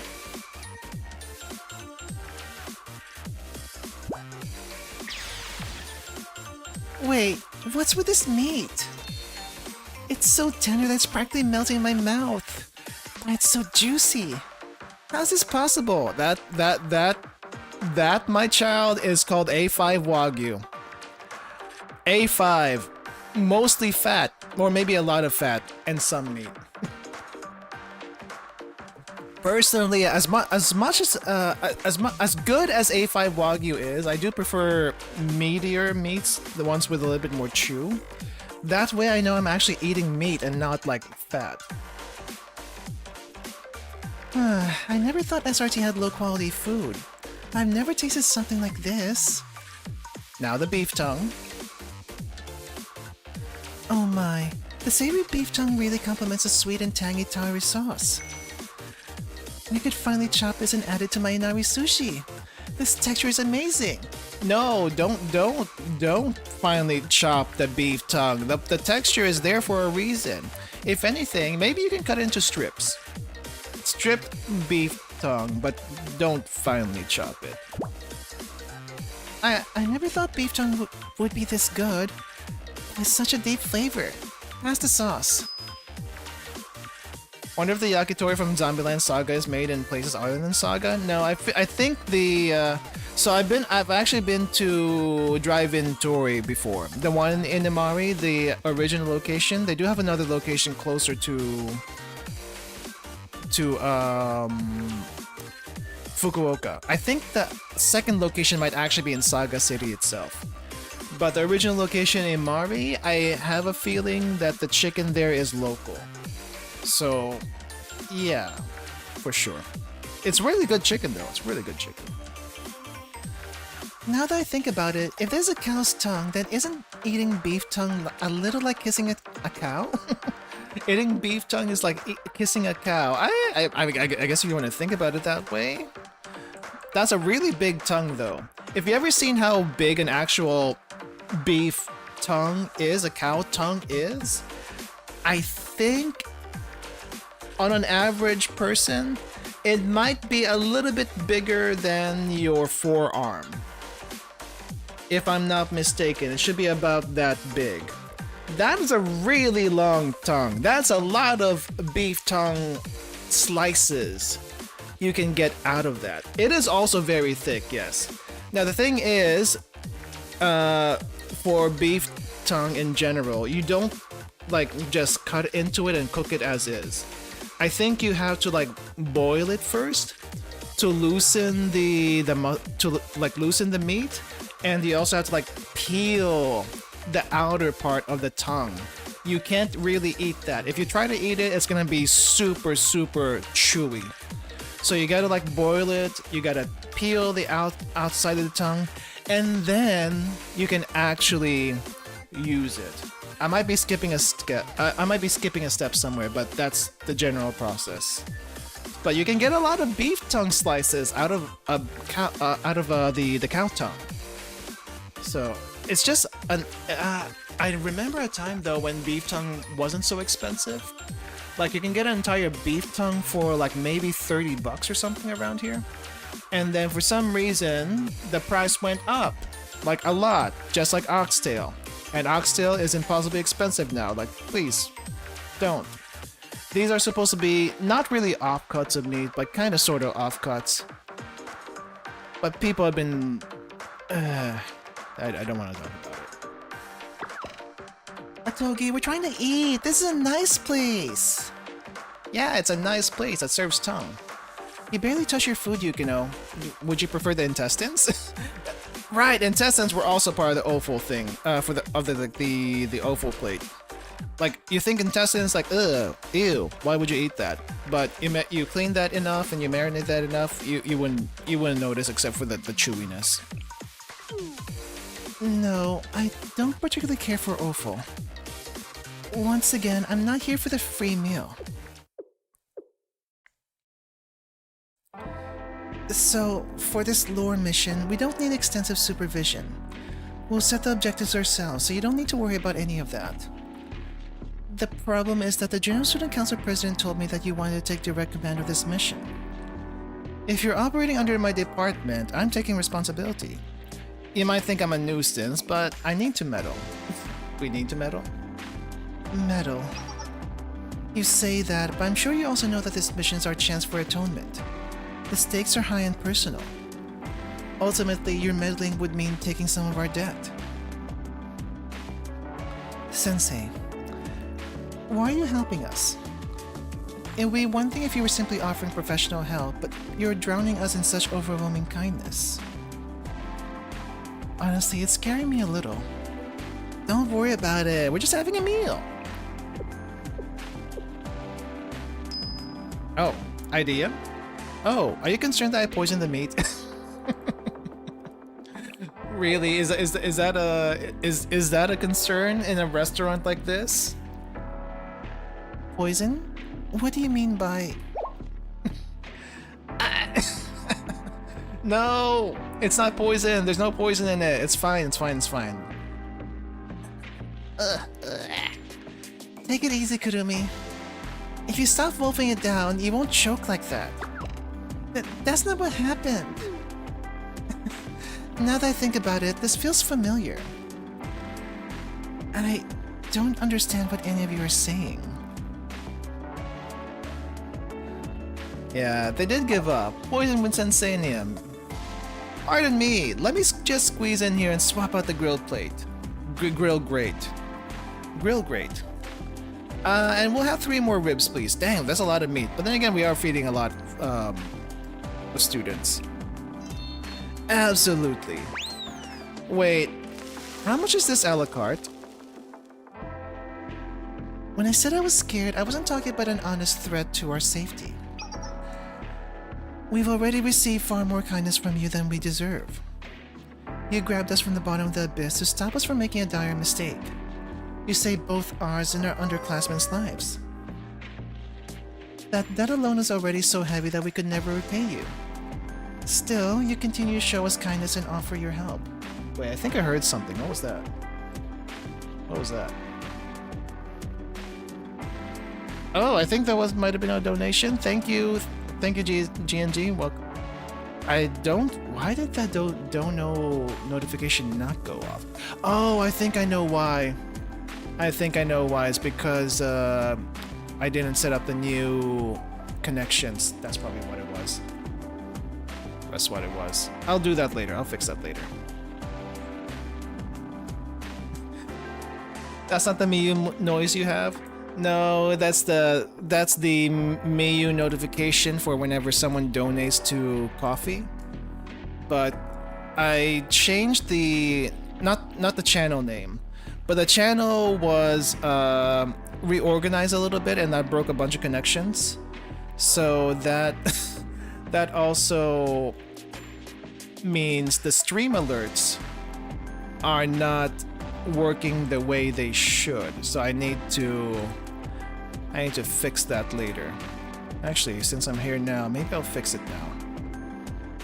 We do this and we do this. Alright, and so that should show up in the future.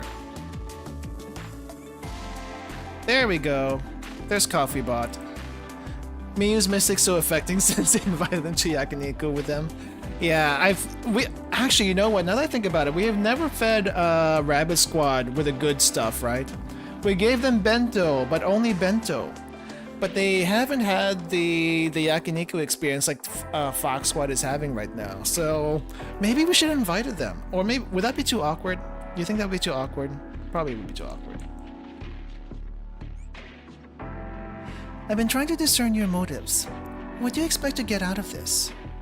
I've been asked this before. I'm not expecting anything from you. I'm just your teacher. I still don't understand. Not fully. What does being a teacher have to do with buying us a gourmet meal? It's clear, isn't it? It's an adult's responsibility to ensure children eat well. Have you forgotten the time we treated them to fancy meat? Maybe we had some like fancy. Well, it wasn't at a restaurant. It wasn't at a restaurant. We probably got some meat and grilled it in front and like in the campsite. But there was also the seafood from the village, right? So there was that. Sensei bought Rabbit Squad steaks once, but they usually turn down assistance. Right. But we never brought them to a restaurant. We just brought the barbecue. We just brought the meat, so to say, for the barbecue. You know, which is still something. It's clear, isn't it? It's an adult's responsibility to ensure children eat well. They need to be well fed to have energy. Good food helps you grow, and all that helps you become good adults. I won't deny the benefits of nutrition. Yeah, I can't imagine. I mean, prison probably does not feed you badly, but they probably don't feed you this well, is all I'm gonna say. There's a saying I'm sure you know. An army marches on its stomach. The ribs are ready. This is quality meat. Ah, she finally smiled. Please, is that all you have to say? What was wrong with my statement? It is quality meat. It's odorless and easy to chew. Honestly, you grab premium short rib and all you have to say that it's odorless? Truly outrageous. Your palate is hopeless. Oh, I think I saw a webcomic about this once, a 4-coma, where Yukino's taste buds are basically like, yeah, this is good. Yeah, this is good. You can give her anything as long as it tastes good. It's like, yeah, this is good. Miyako, we had to pass on the good food we had to pass on the good food sensei. We at SRT are trained to be self-sufficient and live frugally. Toge pass a fancy yakiniku sauce. Yeah, I mean, I feel like for good barbecue meat, I don't think it really needs sauce. It does help a lot. Actually, now that I think about it, Japan doesn't use a whole lot of sauces in anything. Like I had grilled seafood before, and there was nothing on it. Maybe a little bit of seasoning, but there's no like sauces, no vinegar or condiments on the side to make it go down a little bit easier. Like, don't get me wrong, it was good, but I could have used some vinegar with my seafood, especially the squid and the fish. But yeah, have you tried eel? Oh yeah, I've tried the usually when you get eel though, it's like over rice. Rarely, well, maybe not rarely, you can get like eel on a stick. Eel in general is still expensive, but you can probably find a pretty reasonable unagi don for maybe about 2,000 yen, maybe a little bit less. But you're gonna have to like really look for that one, because usually they cost upwards of 2,000 to 3,000 depending on the place, even like regular mom and pop shops. But you can probably find a decent unagi don for cheap. Actually, before I left this past trip, I went to Yoshinoya. Yoshinoya is like one of the gyudon places, right? And they actually had unagi don on the menu for, I think, roughly not unagi don. Well, it was unagi don, but it was an unagi don set, so it's not just the unagi over rice. But they had a unagi don set for, I think, roughly about 2,000 yen-ish. And I don't know if it's still available, but it was a summer special, so my mom, who was traveling with me at the time, got that and gave me a piece of the unagi, and it was actually pretty good unagi. It's not like super thin or anything like that. It was pretty decent quality.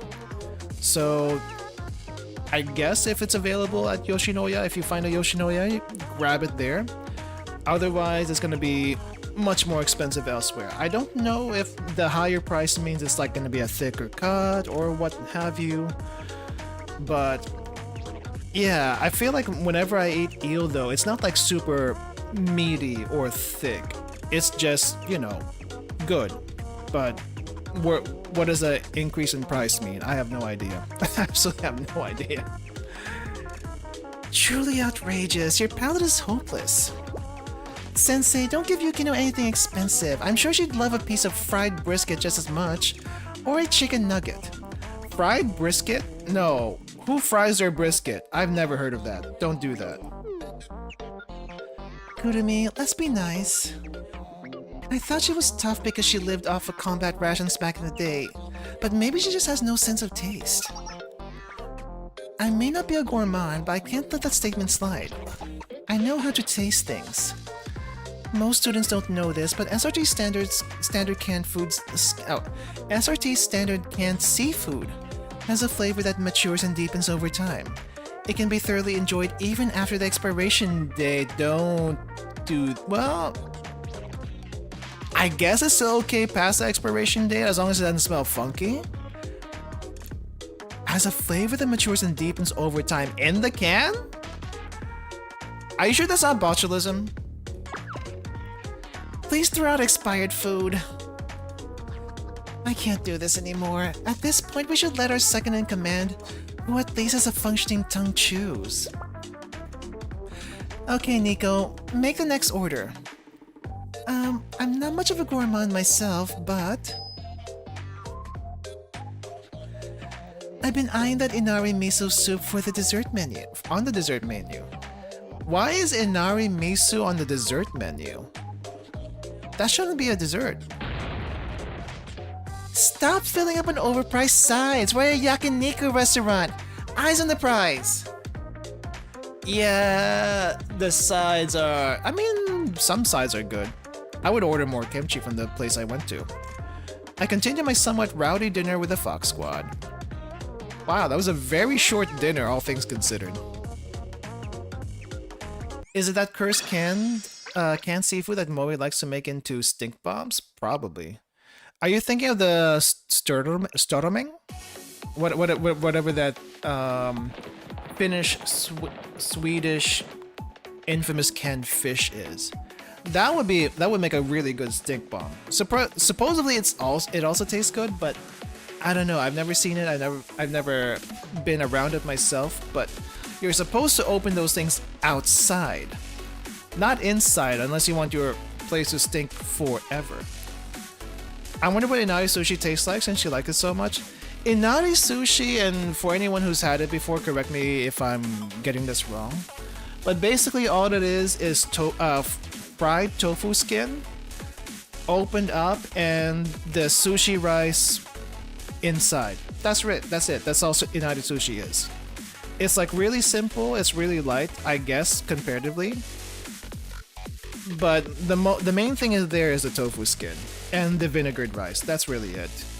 You could add more things to it if you want to. Like maybe you can like mix some seaweed or little pieces of meat or other veggies into the sushi rice. But at the very least, it's just sushi rice stuffed into tofu skin, fried tofu skin. And the fried tofu skin you can usually get from the grocery store, either pre-made, fresh, or in cans. Either way works, honestly. I don't know anyone that makes that from scratch. I wouldn't know how to make that from scratch, even. We didn't mind walking with you to Chalet after the meal, but... where are we exactly? It's my second time inside Chalet. I've never seen this area before. Yeah, we were a little busy storming the building last time. Sorry, it's a bit dark here. It's an underground area we rarely use. Follow me, please. Wait, underground area in Chalet? That's deeper than the crafting room? I'm accustomed to working in the dark.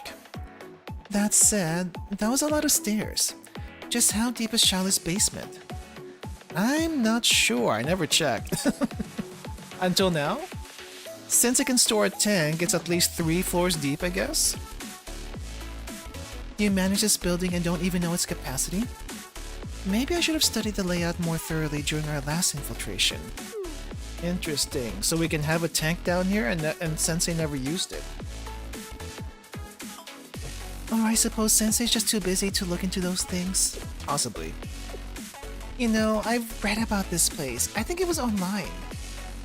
Deep in Chalet's basement, Sensei locks up bad students and delivers loot and unusual punishments. What?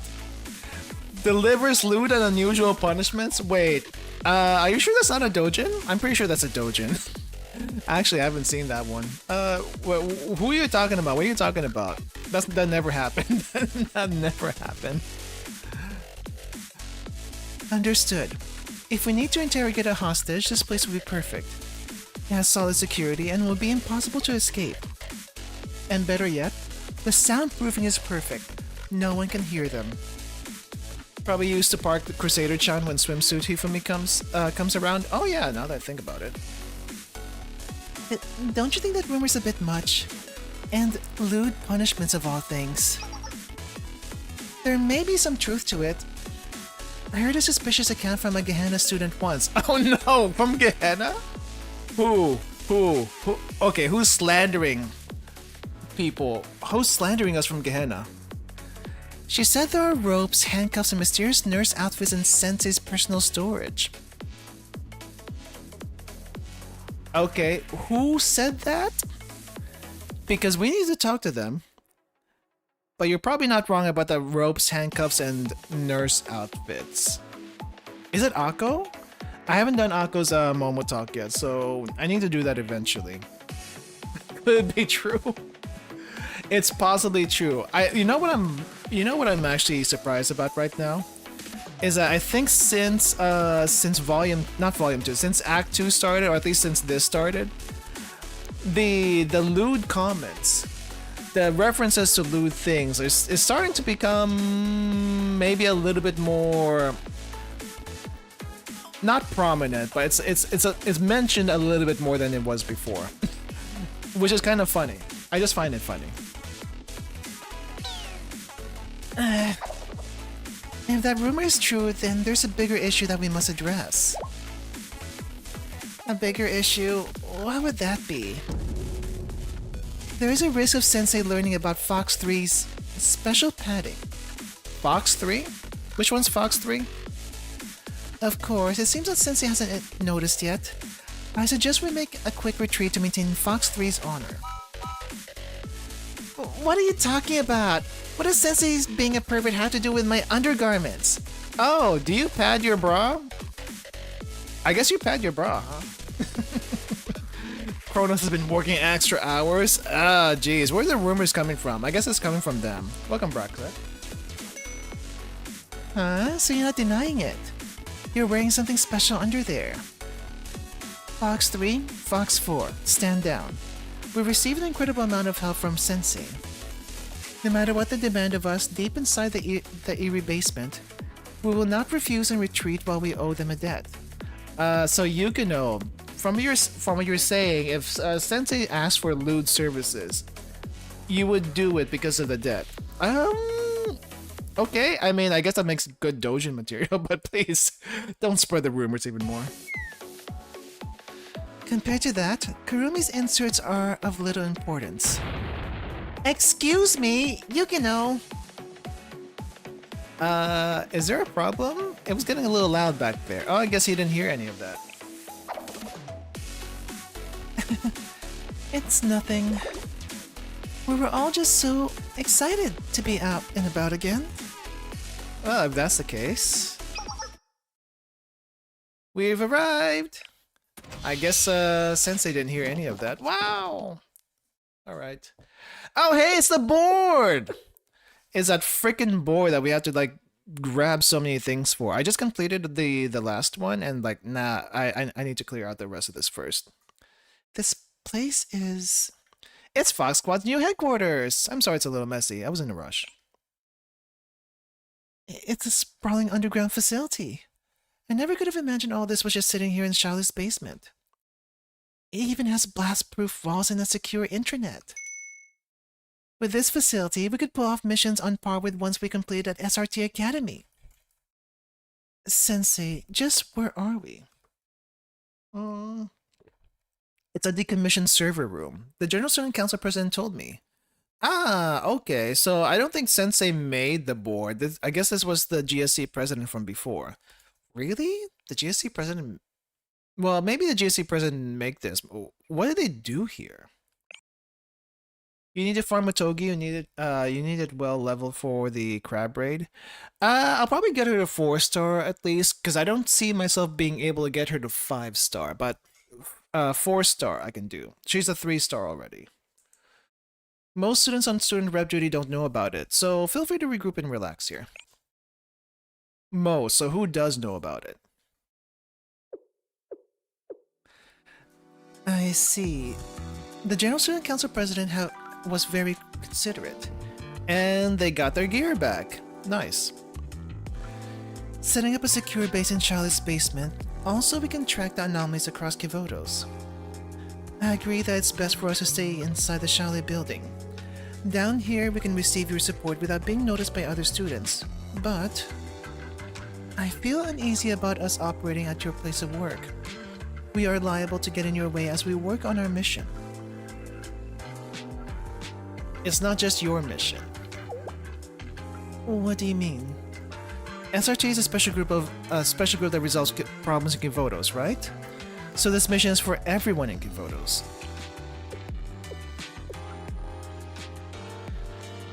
I've had a thought for a while, Sensei. Don't other students often call you suspicious? Yeah, what about it? A few may have. A few may have. Normally, a wild fox is smart enough to know a trap when it sees one. Like when a chunk of delicious-looking meat is offered up freely, for example. Because anyone smart knows that if prey appears ready for the taking, it's very likely to be bait. But the moment when the fox realizes it's not bait for a trap, but instead a gift, a feast, they might learn to trust the hand that offered it. I see. So is that why foxes are easier tamed than, like, other animals, I guess? I guess that's why I'm seeing foxes as pets these days. Or at least some people are taking them in as pets. So first the dogs, and then the cats, and then I guess eventually we'll have like fox pets more widely than cats and dogs. Or maybe they can do it now.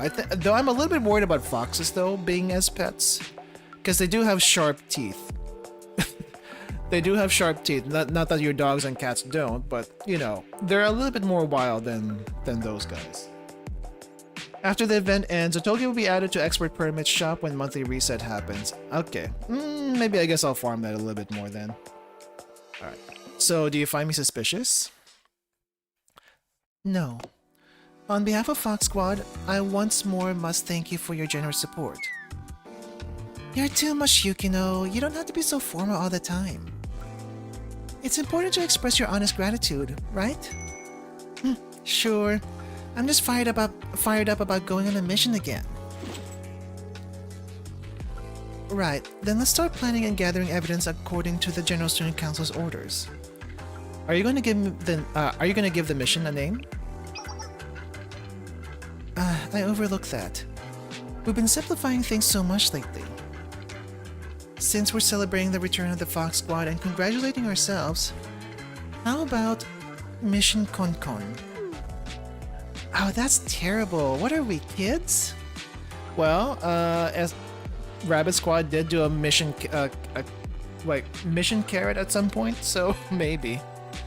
Yeah, that sounds pretty weak. Let's keep it simple. Wow, I love the spirit, Yukino. How about we keep it direct this time? Just to ease ourselves in. For example, perhaps something like Mission Lore Pursuit, since we're hunting the elusive lore. Oh, so Nico came up with the name. No objections! She wanted Konkon so badly. We can use your name next time. Understood. And so, Fox Squad, let Mission Lore Pursuit begin.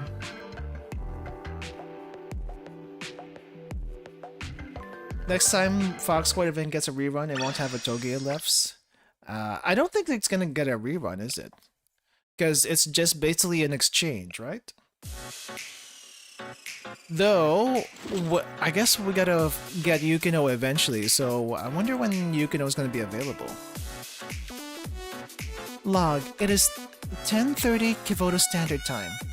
Weather is sunny. The Fox Squad will commence inquiries regarding Mission Lore Pursuit immediately. Requesting status reports from each squad member. Call in. Oh wait, hold up. Oh, here we go. Fox 4 here, observing the target's movement. They have left Point Oscar. The target displayed no unusual activity. The area appears under control and vacant. However, there is a teensy-wincy problem at Point Oscar. A teensy problem? It's so hot! I'm not even moving and I'm burning up. I feel like I'm melting away. I'm covered in camouflage netting, but it's doing nothing I'm covered in camouflage netting, but it's doing nothing for the blazing sun. I thought summer wasn't for a few months. It seems that the hot weather arrived early this year. I'll try to find you more adequate cover next time. Please attempt to endure for the next few... Quit your whining, Fox 4. I've seen you in worse weather. Maybe you've gone soft from being caught on the Corrections Bureau? Keep your nagging off the comms, Fox 3. No matter how much you train, what's hot is hot. Accept it. I wouldn't be sweating as much if I could get away with only wearing a camisole under an actual bra. What, instead of an actual bra like someone I know?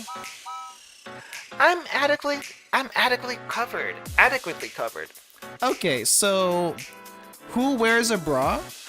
Not Kurumi. Kurumi wears a camisole. So, I mean, why were you talking about underwear right now? Fox 3, report. This is Fox 3. So I was saying that I'm actually wearing proper...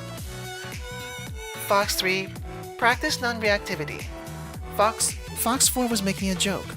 There's no need to get distracted. Right. Fox 3 here. I'm currently operating IMSI collector equipment at Point Papa. What is IMSI? The lack of collected data IDs at Point Papa indicate that there are no additional individuals within a 500-meter radius. We'll provide further reports if any anomalies or changes are detected in the surveillance zone. Fox 1, roger that. And lastly, Fox 2.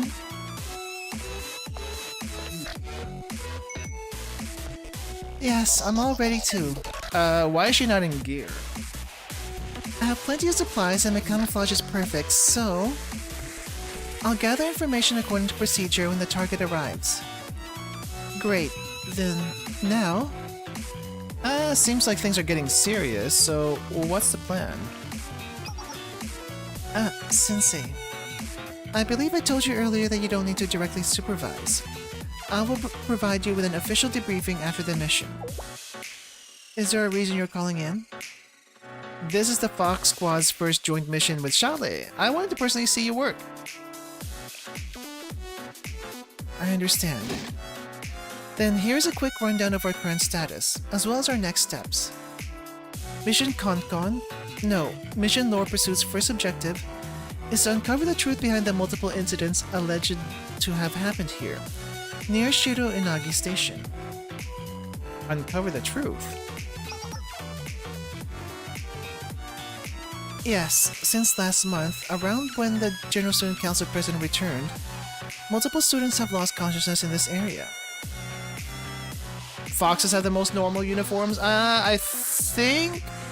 If I'm not mistaken, I think Rabbit Squad also has pretty normal uniforms if you look at it. So maybe SRT in general? Maybe. What? Yeah, since last month... crap, I skipped that by accident. Yeah, since last month, around when the General Student Council President returned, multiple students have lost consciousness in this area. Okay. Most of the victims were discovered around noon, during high temperatures, and showed no external injuries other than minor abrasions. Naturally, many suspected heat-related illness. However, the patients displayed normal heart rates and body temperatures. Many of them further suffered convulsions similar to those seen in epilepsy patients. All that is inconsistent with heat stroke. Notably, witnesses consistently testified that victims were seen chasing a white scarecrow before the incidents. Valkyrie Police School is currently investigating the white scarecrow's identity. White scarecrow? Okay, that is weird. I can't think of anything that would... what a white scarecrow could be. Yeah, be careful of heat stroke, especially if you're out and about. Drink plenty of fluids, and especially those with electrolytes. But see, no one has seen the scarecrow up close, aside from the victims. Since the victim count is increasing, students are now spreading rumors of a ghost or evil spirit haunting the area. Ghosts aren't real, they're just making stuff up, it's all nonsense. I don't think we've seen ghosts technically in the game yet, unless you count the crap. What is that? Those things called? The ghost nuns. Those ones. I guess Yakiyako too. Yeah, I mean Yakiyako has a bunch of yokai in general. And the 100 ghost stories made them real, but actual native ghosts? I guess there really isn't one, technically. Yeah, okay. Maybe Yakiyako does. Ghosts aren't real, they're just making stuff up, it's all nonsense. Needlessly spreading rumors like this only makes the truth harder to find. Agreed, but we don't have enough evidence to draw a conclusion. Regardless of our biases, we must take our time to review the incident and collect evidence. So, what's the current goal? I'm going to ask around, specifically targeting people who are close to the victims. No one likes being interrogated, so I'll pose as a part-timer. After a little banter, I'll try casually bringing up the topic. Oh, that's why she's not in gear, because she's gonna go incognito. Are you selling Inari Sushi again? I had to change the menu on account of the hot weather. The most recent victim was a Gehenna track and field team athlete. And allegedly, the Gehenna runners enjoy this secluded trail. According to their team's social media account, they're training today. I'm hoping the victim's teammates can shed some light on what happened to their friend. I see. Box 4 here, sorry to interrupt your conversation, but the targets are approaching the rendezvous point. It's up to you, Fox 2. Leave it to me. Also, is a BGM a little loud? It seems a little loud to me, but if it's not, we'll keep it. Dang! Wait, I think I remember seeing this, but I didn't think they were from Gehenna. What? What? Okay, I mean, fair. This is basically regular track outfit, especially for the track and field team. Though I think the bloomers are usually a little shorter on professionals if I think about it. But dang, they even have the tan. Wait, why is a tan like that? I guess the tan's from the uniform, the regular uniform. Huh. I see. I see. But no, there's actually a regular track and field outfit though. 1, 2, 1, 2, 1, 2. Control your breathing. Stay in sync with the chant. Pardon me. Who are you? Get out of our way. Sorry to interrupt your arduous training, but you girl seems so hot. Would you like to try out a refreshing Hyper Raid? Hyper Raid? So we're selling Gatorade now? Or I guess Fox Raid? A sports drink? Look, we don't have any money. Beat it. Ladies, it's on the house. I'm a big fan of the Gehenna track team. You're also special. Seems fishy. No, it's vegan. Oh, that's a good one. That's a good one. It seems fishy? No, it's vegan. No, it's vegan. Hyperraid is a spanking new electrolyte and hydration activation system from the Kosuka Pharmaceutical. Keep it cool with Kosuka. We're firing and holding promo sales. But they say nothing's faster than word of mouth, right? And you gals know fast. So we figured if you respected track students like it, then you could do us a favor and tell your friends. I'm sure you know how important it is to replace your electrolytes after a workout. Hyperraid has a scientifically higher electrolyte concentration than our competitors, which means you can recover. Yeah, got it. It's free. You're serious. We'll try it. Yeah, I was getting thirsty anyway. Maybe it's because it's so hot today, but I think I really needed that. Is this actually working? I can feel the water seeping into my cells. That's right, Hyperraid is hype when it comes to delivering the electrolytes you need. Especially when things get heated, if you know what I mean. There's plenty for everyone, so please don't be shy. Take a sip and be your best. Oh, it's actually good? Okay, I'll try it. Yeah, give me one. Okay. Wow. I guess that's the reason why Yukino is support and not, normally out there fighting. Oh, wait. The music cut off for a second. Damn, what's in that stuff? They're loving it. It's that drink powder from SRT. She just didn't water it down so much. I'm sure you had it. Huh? You mean that cheapo fake lemonade? What's wrong with these runners? It seems Fox to have missed her true calling. Forget guns, she should have gone into sales. She's got their attention. Now for the strike. So it's not even an electrolyte drink, it's just lemonade. Lemonade from the rations. Thanks for the drink, you're a lifesaver. I wish we could repay you. It's on the house, hun. But it would mean the world if you spread the hype around Hyperraid to your friends. No problem, I can't wait to see this in stores. We'll get the word out. Speaking of words getting out, have you heard of the runner who fell ill around here? Are you talking about Tama? What about... What's it to you? Oh, nothing. It's just, my manager told me to be careful out here. That there have been incidents. Yeah, sorry, we got nothing to say about that. Ah, they're pretty tight-lipped. But also, I don't know if Yukino's follow-up was that good. It was heat stroke, right? She's got no idea. Maybe we can... Thanks for the drinks. Okay, no information. Natural salesman, but not natural enough to get people to talk. Damn, didn't work. Sounds like Nico somehow annoyed them. Fox 2 reporting in. Sorry, but it looks like I failed.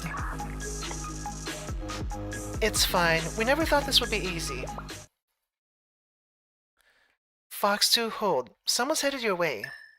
Oh, some information. Oh, wait! What's Erika doing here? Hi there. Are you still giving out samples? Of course. Would you like some? Erika! Well, I think she gets added eventually, right? We don't have her yet. Thank you kindly. I was curious. I've never heard of this brand.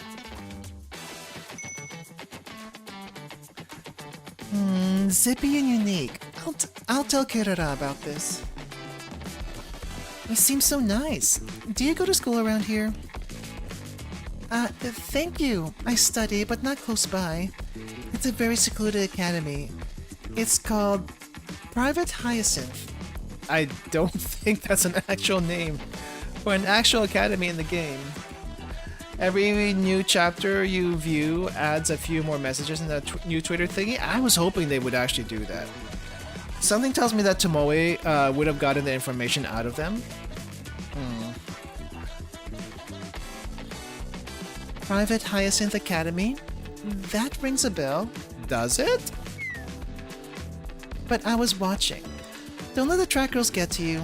They're just a little on edge since, you know. I'm not sure I do know. You mentioned it. About the runner who passed out around here. You must be curious. Oh, I didn't want to intrude or offend anyone. You're sweet, but be honest. You want the scoop, don't you? And I can tell you like gossip. You have the vibe. Was it that obvious? Well, at least someone's talking. So, our track team was preparing for the upcoming Inter-High Championship, and the student who passed out was a strong contender for the starting lineup. She was so competitive that she would run all by herself outside of practice, even on the weekends. That's why everyone thought she overworked and gave herself a heat stroke. I see. I didn't also realize that Gehenna had a pretty strong track team.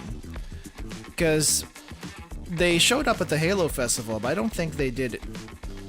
Well, I don't think they won. Did they win? No, I don't think they won.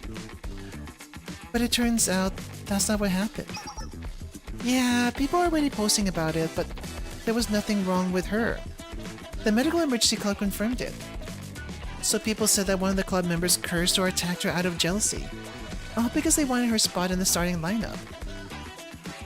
So that's why those runners seem so tense. Even if you had less competition, you feel pretty defensive people went around implying that you sabotaged your friend. I know we Gehenna girls are pretty self-assured, but it's hard not to care what others think. I see. Enough stress and public shame can ruin someone's health. Oh, Gehenna won, but only because Ako managed to convince Junko to win the last race. I see. But it wasn't the track team, though. She was apparently goated on running from all the running she does away from the police. Just checked, and I think Erika is coming in the rerun of the Gehenna to Hyakuyako Journey event. Oh wait, you mean the tourism event? Oh, I guess when it becomes permanent, right? I guess that makes sense. Though I still would have preferred if they made her, you know, come with Kirara back then. Oh well, it is what it is. While the track and field team is feeling the heat, they have no choice. They have to wait out the rumors, especially since the girl who collapsed still can't talk. It's all rumors. Wild rumors like this are sometimes compared to natural phenomena, like the wind or waves. You can't stop them even if you try, and fighting them only makes things worse. For those at the center of the rumors, it must feel like facing a storm in the middle of the sea.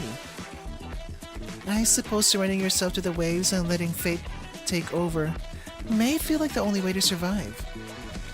But we're not rudderless boats with no free will. There is a lot of boat talk here. I know Odyssey's coming, but there's a lot of boat talk here. Maybe it would be best to take the helm and sail against the waves. Is this coming from personal experience? You don't get to be a teenage girl without navigating through a few nasty rumors. I like you. You want to add each other on Momotalk? We may meet again after all. Sure, 1 second. Oh, wow. Actually? Awesome, I'll catch you later. Stay cool. Wow. Gana contact? Huge. She has a certain twinkle, didn't she? Yeah. Hey, Fox 2, you didn't actually give her your actual Momotalk, right? Don't worry, it's a burner account. I'll delete it tomorrow. In another place, we might have been friends. But we're in the middle of a mission right now. I feel like even if it's a burner account, you probably shouldn't delete it tomorrow. You know, just in case something happens. This is Fox 2. Mission concluded and information obtained. Returning to base.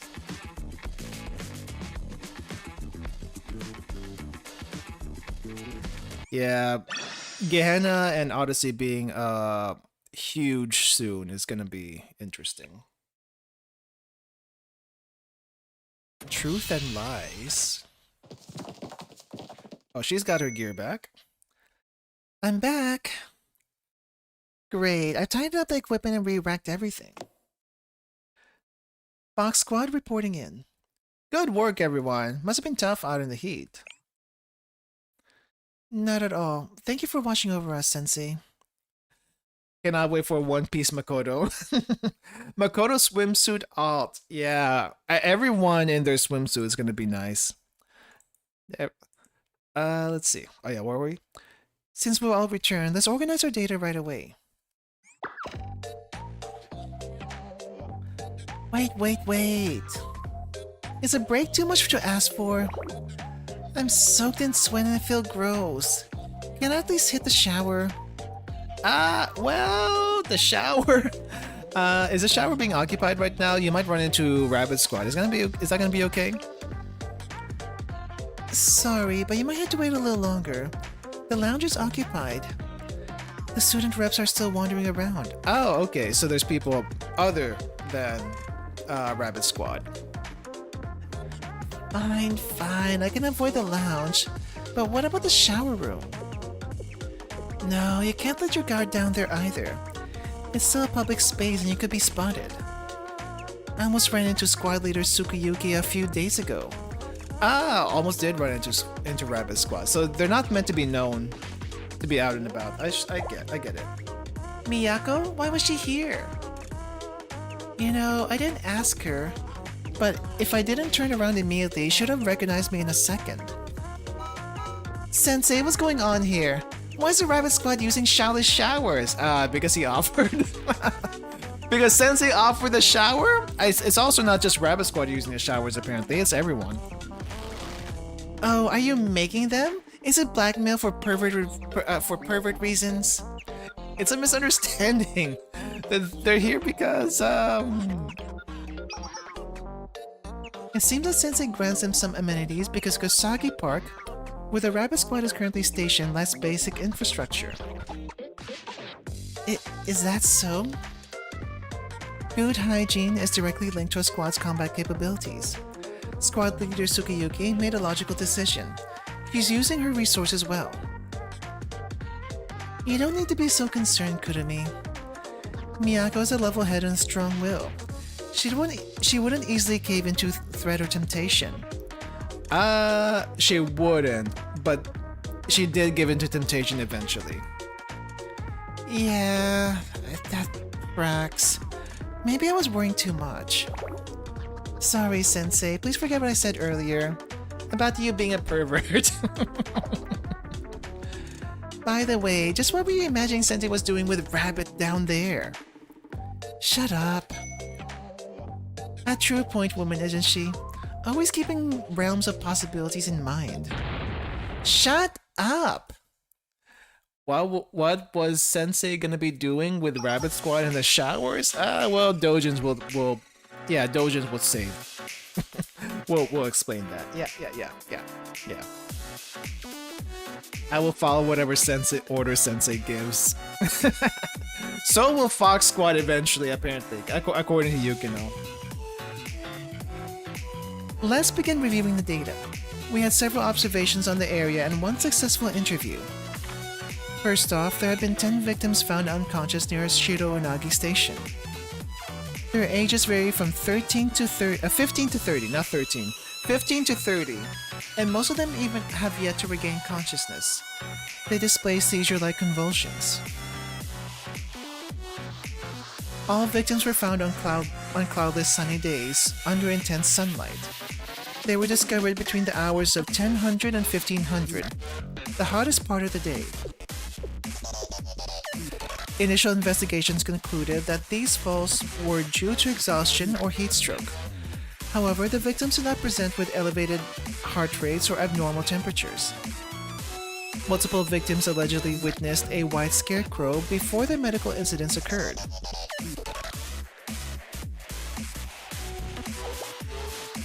What's with the white scarecrow? Is it the culprit or coincidence? I can only guess. It seems that no one besides the victims got close enough to the scarecrow to figure that out. I think we need to step back. Is this even a criminal investigation? How can you knock out multiple people without leaving physical evidence? We're here to find that out. We know an ordinary person could not do that. The General Student Council President said that this case may be an anomaly spurred on by the belief in urban legends. Lore, in other words. What does that even mean? We're fighting ghosts and demons now? We can handle monsters, but ideas? How do you fight an illusion? Ghosts are said to scare people, sure, but they don't inflict physical injuries. Right, they didn't run into this stuff, did they? Well, we don't know that for sure. Yeah, Sensei, why don't you tell them about the incident in Hyakuyako? Maybe they need to know about that. What's with that look, Sensei? Have you been ghost hunting Givotos? Come on, seriously? Oh, wait. Hold up. I think Otogi's eyes are a little scrambly right now, so I know it's a little hard to see. It's a little hard to see for me too, but... yeah, it's a little bit scrambly right here. It's like, is she scared of ghosts? I guess some people are. Everyone, please relax. We haven't confirmed that urban legends are somehow causing this. What we do know is that we're a special unit serving as Givotos' first line of defense. We don't retreat, no matter the enemy. More importantly, if we don't solve this case, they'll throw us back in the Corrections Bureau. We're a special unit, not Mikos or exorcists. Yeah, not even Serika is an actual Miko. Nothing happens without a cause. Even mysterious phenomena must follow certain rules. Do you remember the ghost commotion case from last summer? Yeah, some developer used holograms and glass to manufacture a ghost. It was all for some land grab, right? While we couldn't fight the alleged ghost with explosives, we could easily defeat the real estate developer. If we can't deal with the problem, then we can find and remove the cause. Do you understand? So you want us to arrest everyone spreading the rumors? Don't be stupid, that's impossible. Even if it were possible, we should avoid that approach. So, what's your idea? If it would have gotten away with it too, if it were some meddling foxes. I mean the land grab thing. I feel like that's a Kaiser thing for some reason. It's always Kaiser. Always Kaiser when it comes to money. I propose we look more closely into the conditions that caused the white scarecrow to appear. While we don't know if the scarecrow is causing the incidents, it is clearly related. If we sweep the places where the victims were found, we could uncover more clues. Or better yet, we could fight the scarecrow ourselves. So you're saying we need to go outside again? Very well. Sounds like we need to go more in-depth tomorrow. I read this in a mystery novel once. Drawing inferences without sufficient data is like baking bricks without clay. I don't think I've heard that saying before. Baking bricks without clay. Yeah, if we don't find a lead tomorrow, we'll bake into bricks too. Or, you know, you'll be baked into inari? No, wait, into... I was trying to make a yakiniku joke, but it didn't work out. I am still out of it. High noon. High noon? Box 3 on the line. I'm currently investigating Business District 3, Area 2. This is where the first victim was discovered. They worked as a sales rep at a nearby pharmaceutical company. That explains why they were in this area in the middle of the day. Aside from the glare reflecting off the sides of several glass buildings, I don't see anything that could be mistaken for a white scarecrow. This is Box 4, currently investigating the A-Class Closed Zones demolition site. The third victim was discovered here. They worked as a construction worker, and it appears that the victim often had to work in open, unshaded areas. The site is covered in dust. I don't see anything white, let alone shaped like a scarecrow. No anomalies other than the fact that it's insanely hot over. It is insanely hot, apparently. It was also insanely hot in Japan. More so humid than hot. Fox 2 present, currently gathering data at the Sukiten Outer Market. Sukiten! Sukiten as in Tsukiji Outer Market? I see. The sixth victim was recovered here. They were a vendor at one of the street's food stalls. Shops nearby were closed on the day of the incident, likely due to the heat wave. Maybe they thought a tourist wearing white clothes was a scarecrow? Aside from that speculation, there's nothing notable here either. Yeah. I guess that makes sense. Box 1 reporting in. Currently searching KV Highway Road 35. KV? KV mentioned? Where the ninth victim was found. They were a DU Highway Administration engineer. Their incident occurred while they were inspecting the bridge. I thoroughly checked the area under the bridge where the victim was recovered. It's still not enough.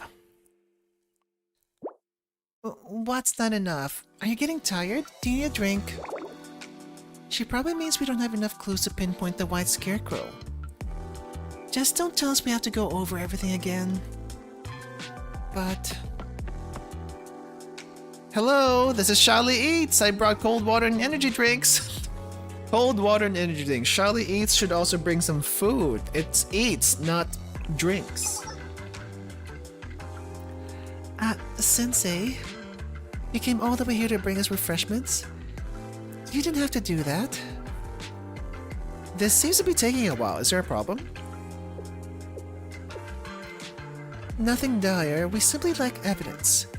We're unable to corroborate the victim's testimonies. We'll have to expand the investigation area. It's scorching right now. Can you do that later? After the sun sets, at least. That would be troublesome. On-site evidence is dependent not only on precise location, but a precise climate.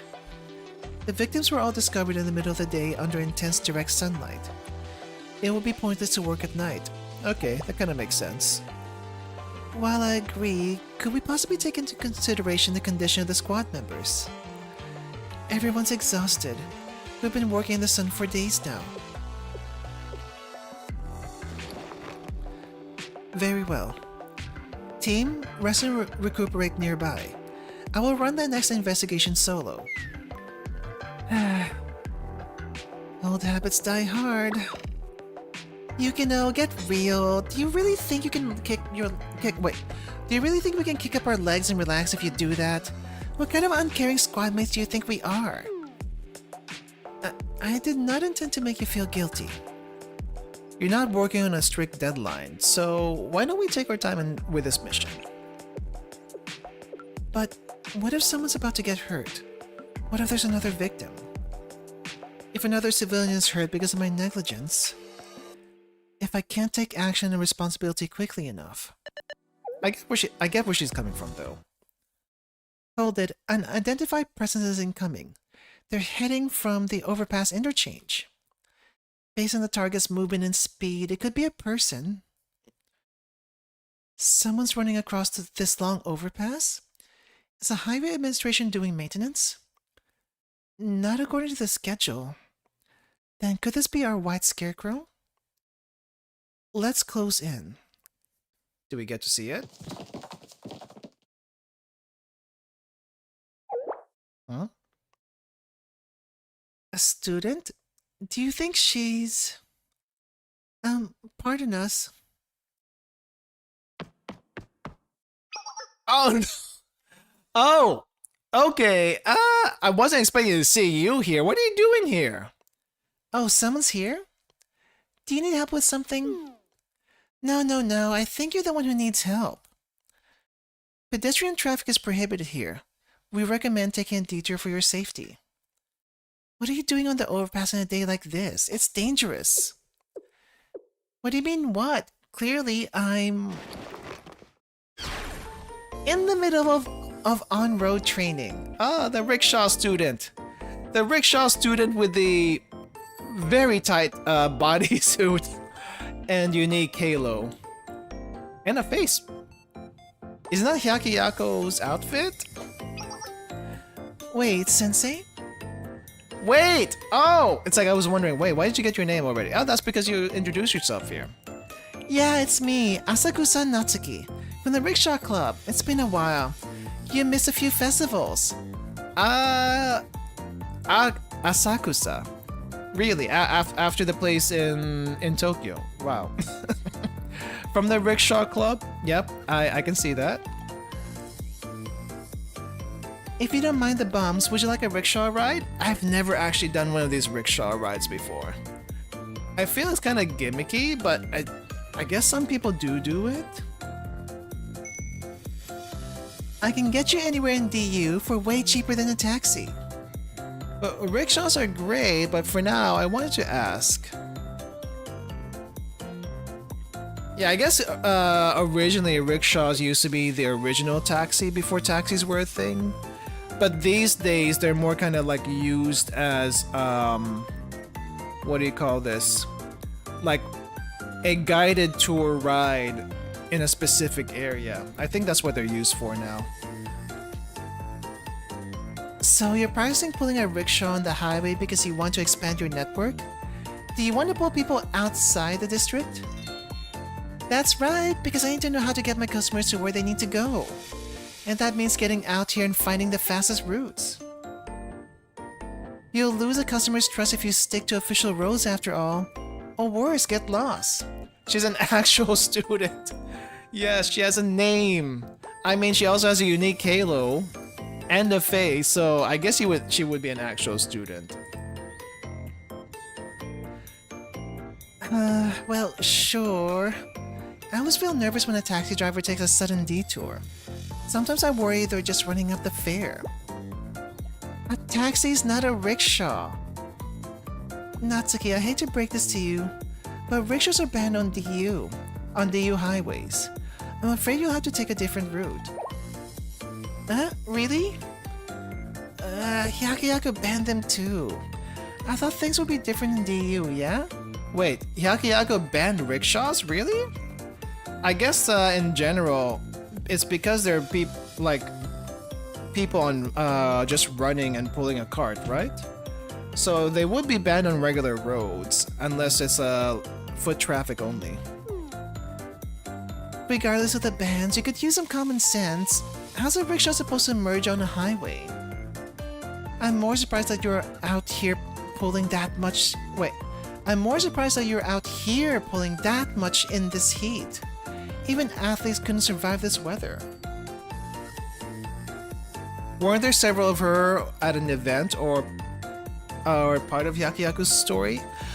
She showed up in the Gehenna tourism one, like the last Gehenna tourism one. But other than that, I don't think I've seen her anywhere else. This is the second time I know she's probably shown up. But she hasn't introduced herself until now. It's a bit hot, but I'm okay. This is just another day for a rickshaw driver. We're accustomed to running on paved roads loaded with radiant heat, so you get used to the hot temperatures. In fact, this is mild compared to our peak season in midsummer. Please watch out for heat stroke. Here, have a drink with you. Thank you. Getting a cold drink from Chalice Sensei. Sounds like it's my lucky day. Speaking of running on hot roads with no shade, I'd like to ask you something. Have you witnessed a suspicious white scarecrow around the roads?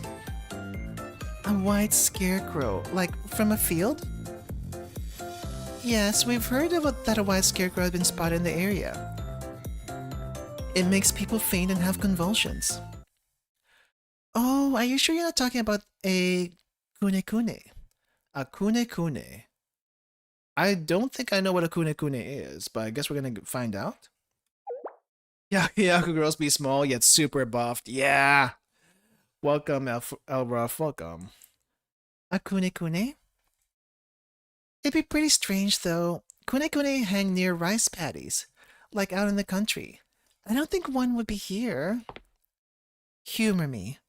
What is this kune-kune? You seem so serious, so I know this will sound silly. The kune-kune is a bit of an urban legend. It's more of a yakiyaku thing. The story's been catching fire recently. What's interesting is that unlike most ghoulies, it doesn't haunt at night. It shows up in open grasslands on clear days. From a distance, it looks like a dancing white scarecrow, but no one's gotten close enough to be sure what it is. Because they say to see its true form will make you go crazy. You'll become something like the kune-kune. Oh, that kind of tracks of what's been happening with the people who can't talk. Just lying on the floor squirming with a creepy smile. What the? That's horrifying. Many urban legends are. No one in Yakiyaku takes it too seriously, except rickshaw drivers. Natsuki, does that mean that you believe in the kune-kune? Rather than saying I believe in the legend itself, it's more like I can see how someone got the idea.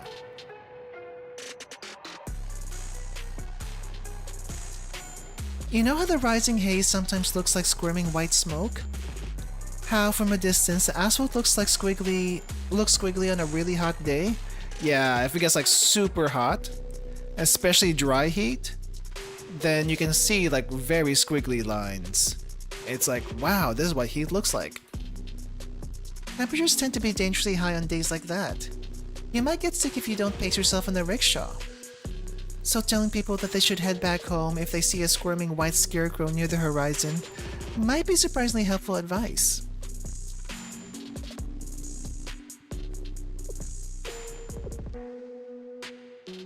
Haze.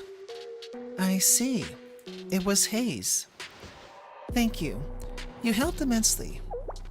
Is that so? Well, you're certainly welcome.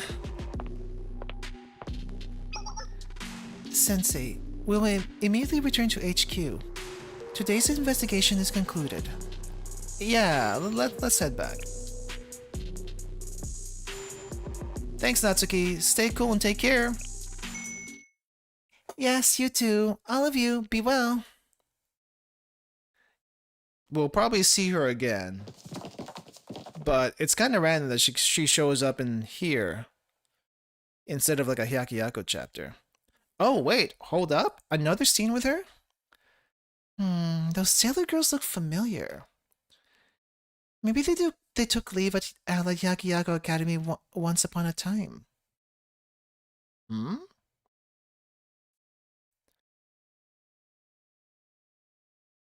Wait, I know Fox Squad is from SRT, but is she saying the Fox Squad actually came from Hyakuyaku? Before they went to SRT? That's interesting. Fox 3 reporting in. Log, it's now 1000. Wait, yeah, 1000. It's now 1000 KST. Current temperature is 28 degrees Celsius. Wind speed is approximately 3 knots. 28 degrees Celsius. What is that in freedom units? Freedom units, that's probably about 56, 32, 88, roughly 80 something. It's not too hot. It's kind of hot, but it's not too hot. But with humidity, it could be much worse. We are currently verifying the emergence of an anomaly, tentatively referred to as a white scarecrow. Fox 4 stands at Point Romeo in the 030 bearing. The temperature has been rising steadily since sunrise, but there is no sign of haze yet. This is so boring. I never thought I'd have to be on the lookout for hot air. Listen, Otto. No, I mean Fox 4. Keep the comm line clear. Don't be so heated. We might as well talk to each other while we're waiting. This is Fox 4, as Fox 3 mentioned. There isn't even a trace of ordinary haze, let alone an anomalous variety. Perhaps the ground isn't hot enough yet. It's so much nicer today, right? Working in the actual shade? It feels so much better and my head's clearer too. It's so hard to know what we're looking out for. Fox 1 reporting in. Focus on the haze as previously discussed. That is what you're looking for. While we don't have a clear suspect, we could get a clue if we try to see things from the victim's point of view. Does that mean you think staring at non-existent haze is productive? Alright, I'll keep both eyes wide open. We're looking for a ghostly figure made of hot gas ladies. Do you even think before you speak? We can't rule out any possibilities yet. We need to uncover the truth behind the white scarecrow. I was just kidding. Sorry, squad leader. I forgot that you're immune to humor. I think if the Fox were from Hyakuyaku, they would know about the white scarecrow since it's just another story among so many Hyakuyaku. Probably. But, I mean, she says she's seen them before, so maybe they were from Hyakuyaku, but, you know, these girls being the way they are, they probably didn't think too much about it. Just a guess. Fox 2 here, observing 210 from Point Sierra. Nothing unusual on this end either. Yeah, so no Sensei today? Sensei mentioned that they had some other work to get to. Did you want to tell them something? No, it's nothing like that. She just wanted to know if Sensei was around. Okay, I see it. I just had a bad feeling, like dread. There's something about carrying out a mission without Sensei's help. I hope it goes well. I just hope it goes well. Hey, since when do we need anyone else? We've always been capable, right? I miss Sensei. They always have new salty snacks. What? Do you think Sensei's your personal gopher? Now that I think about it, Fox 4, you've been looking a little bloated ever since we left the Corrections Bureau. That's muscle! Yeah, muscle doesn't grow that quickly.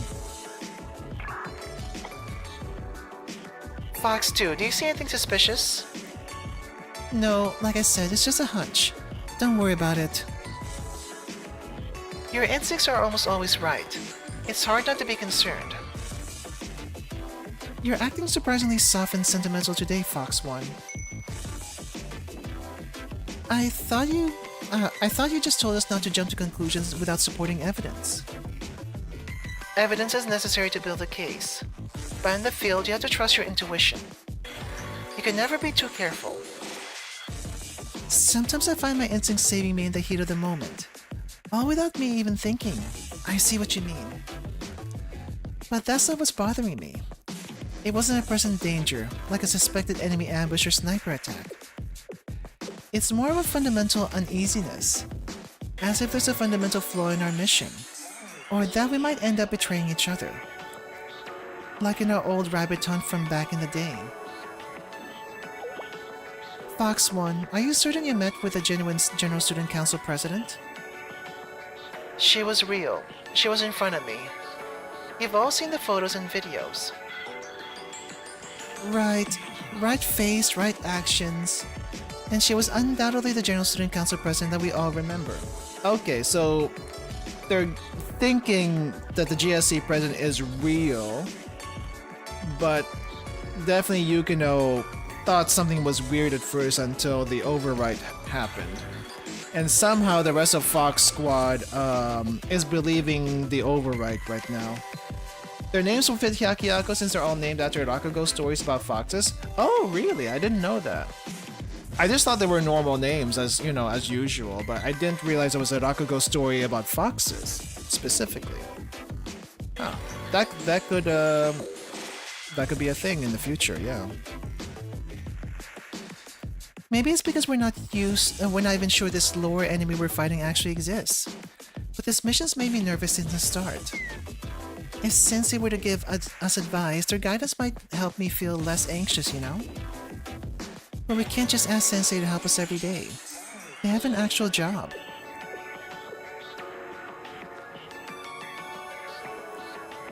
Yes, well noted.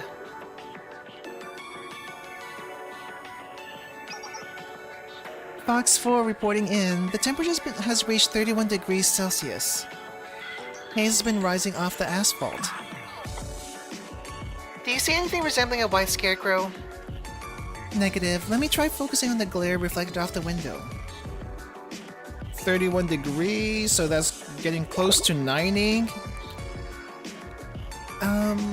And we get a close up on our Togi CG, I see. What's wrong, Fox 4? Nothing. I started to feel dizzy. Is disorienting seeing the ground move like this. I heard about this from another SRT member. She was on assignment at Odyssey. SRT at Odyssey? They have a policy at Odyssey Academy. If you spot a student silently gazing down at the water surface, you have to pull them away immediately. Why? I wonder if we'll see this SRT student at Odyssey. So, what would this be if it's not Fox or Rabbit? Duck Squad? Duck Squad would be funny though. I don't think we've actually had like bird students apart from angels. I don't think we've had actually bird students. I didn't catch the details, but they said that the ripples of the water have a way of hypnotizing people. It pulls them into a trance. So you have to pull them away before they jump in. Okay, I don't think I've heard that before. But that does sound like a good precaution. That reminds me of another myth. Have you all ever heard of sirens? Oh, are we gonna see sirens in Odyssey too? Sirens, sea serpents? And that's gonna happen, isn't it? Well, the water thing makes more sense than some half-human monster belting out songs. Watch out for the heat haze, Fox 4. You might get possessed and fly into the asphalt. Get real. Just how many missions do you think I have under my belt? And with a chatterbox like you yammering on, there's no way I'll lose focus. Huh? What's wrong? Did you see something? Was there always a field of grass over there? A field of grass? Where? Which direction? Maybe it's a mirage. I know it wasn't on the map, but I see a field over the street. There's a shabby scarecrow in the middle of an overgrown grass, and a person in white clothes with a creepy smile. Oh, Kuni spotted. Kunekune spotted! Wait, is that the white scarecrow that the victim saw? Box 4, give us the coordinates. Where are you facing? Oh! Oh! I didn't think we would get like a horror jump scare just now. And so quickly. A place where chilling yet muggy wind blows. The victims called it a white scarecrow, but it's not one at all. It moves on its own volition. It cannot exist unless it dances. It cannot exert influence unless observed. So it dances in fits and starts, always clad in white. What are you saying, Fox 4? Get a hold of yourself! Okay, she's being hypnotized by the scarecrow. Kunekune is real. No, it didn't look like a person. It's here. It's coming. The grand grey wave writhing as if it's spasming, squirming as if it's dancing. Squirm, squirm, squirm, squirm, squirm, squirm. Atogi! Oh. Who shot? Who shot? Was that Atogi shooting? What was that? Point Romeo, come in. What happened? Okay, it took a little while to set up, but we finally got the supernatural in this chapter. Ow! Fox 1! Fox 3's acting out! She charged me and smacked me square in the head. Speak for yourself. Are you insane? Listen up. Do you know who I am? Yeah, you're the girl with a flat chest, like an ironing board. Flat chest, she says. I feel like all of Fox Squad is fairly flat. So, she's got no right to say that. Absolute no right. It's clear that they had a lot of Odyssey in mind, which they wanted to convey after finally showing Wild Hunt. Yeah. I just kind of wish with Wild Hunt, because they have the Occult Research Society, that there was actually, you know, them doing actual occult research outside of Wild Hunt, but Wild Hunt itself makes it difficult, right? Though we did get Rena. We did get Rena. Now that the setup, now that they set up that we got crazy supernatural enemies in Act 2, I wonder what fun things they'll make up. Yeah. We got the elevator and train from the PV, looking forward to those.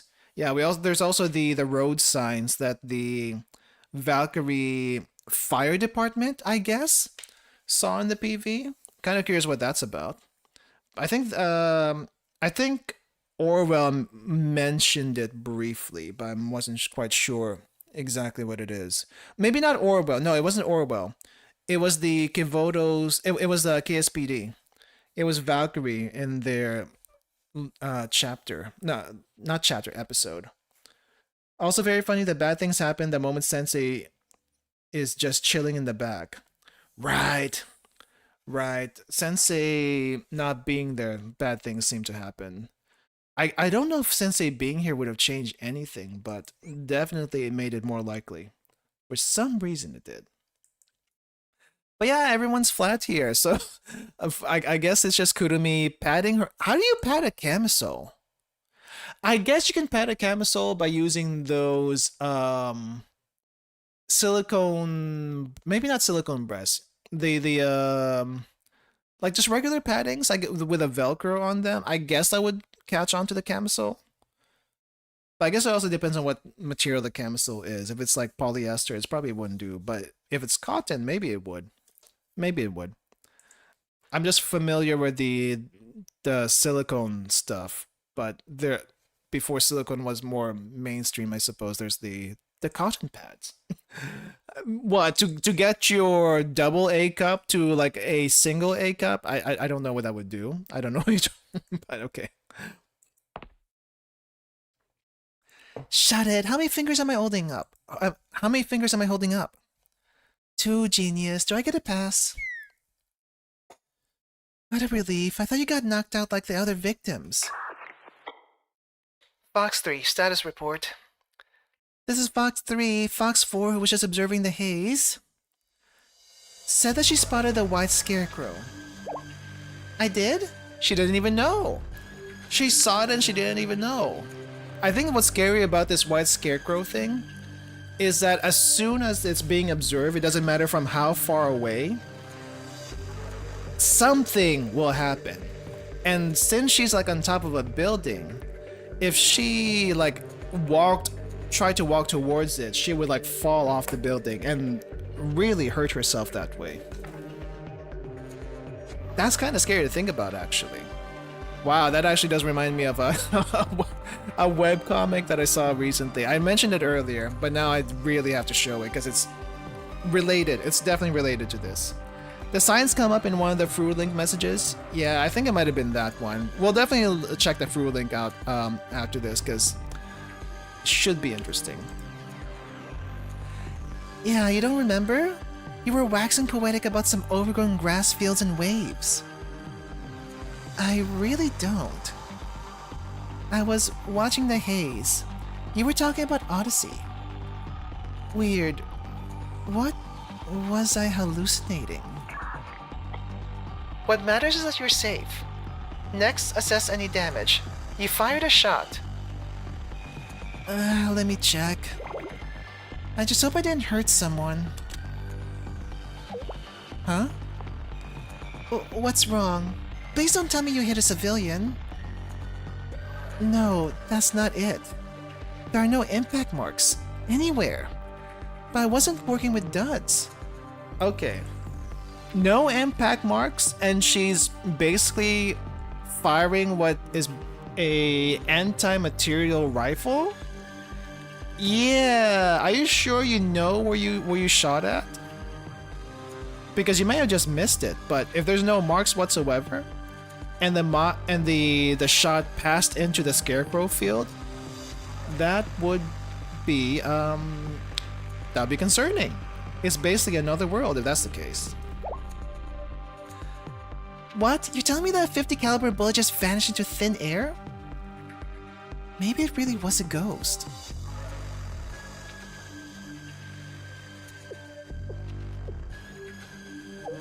Well, at least it seems, you know, Yukino and maybe the rest of Fox Squad seem to be open to the idea that something supernatural could happen. Wow, alright. Fox One, do you have a hunch? Not yet. We should review the situation first. Squad, return to HQ. Gather your equipment and meet up at the rendezvous point. Roger. Alright. How many episodes do we have left, guys? Because I might need I might need to refill my water if it's gonna be a little bit longer. Though I feel like we've been getting like 10 to 12 episodes since Arya's, now that I think about it. So not too long, but because I remember we used to go like 20 plus episodes, and while not super short, they were still pretty significant. Is everyone okay? I heard you were ambushed by the lore. It's up to 11? Okay, maybe I can push a little bit more. I still have some water. I don't need to go just yet. Gulp. Gulp. Pardon me, Sensei. Oh, was she eating? The Fox Squad returned approximately 90 minutes ago. Ah, you were eating. Should I come back later? No, not at all. Rather, I'd like to apologize for the mess. Sensei, perfect timing. Would you like to eat with us? Thank you for offering, but I already had dinner. Oh, it's dinner time. Oh, are these fried tofu pouches?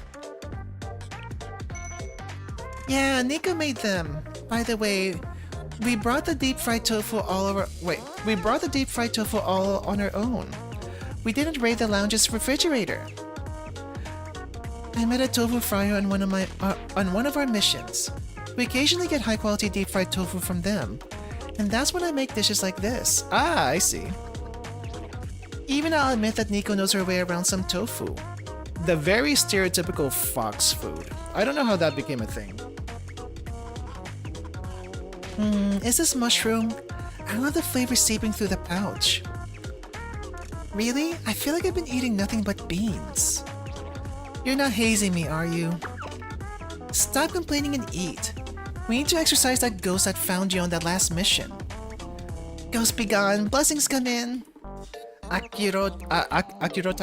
I think that's how it goes. Isn't it roasted beans that chase away ghosts, not boiled? Why don't you eat your tofu pocket and calm down? The tofu pocket, the inari sushi filled with other stuff in it. You mentioned ghosts. It's a long story.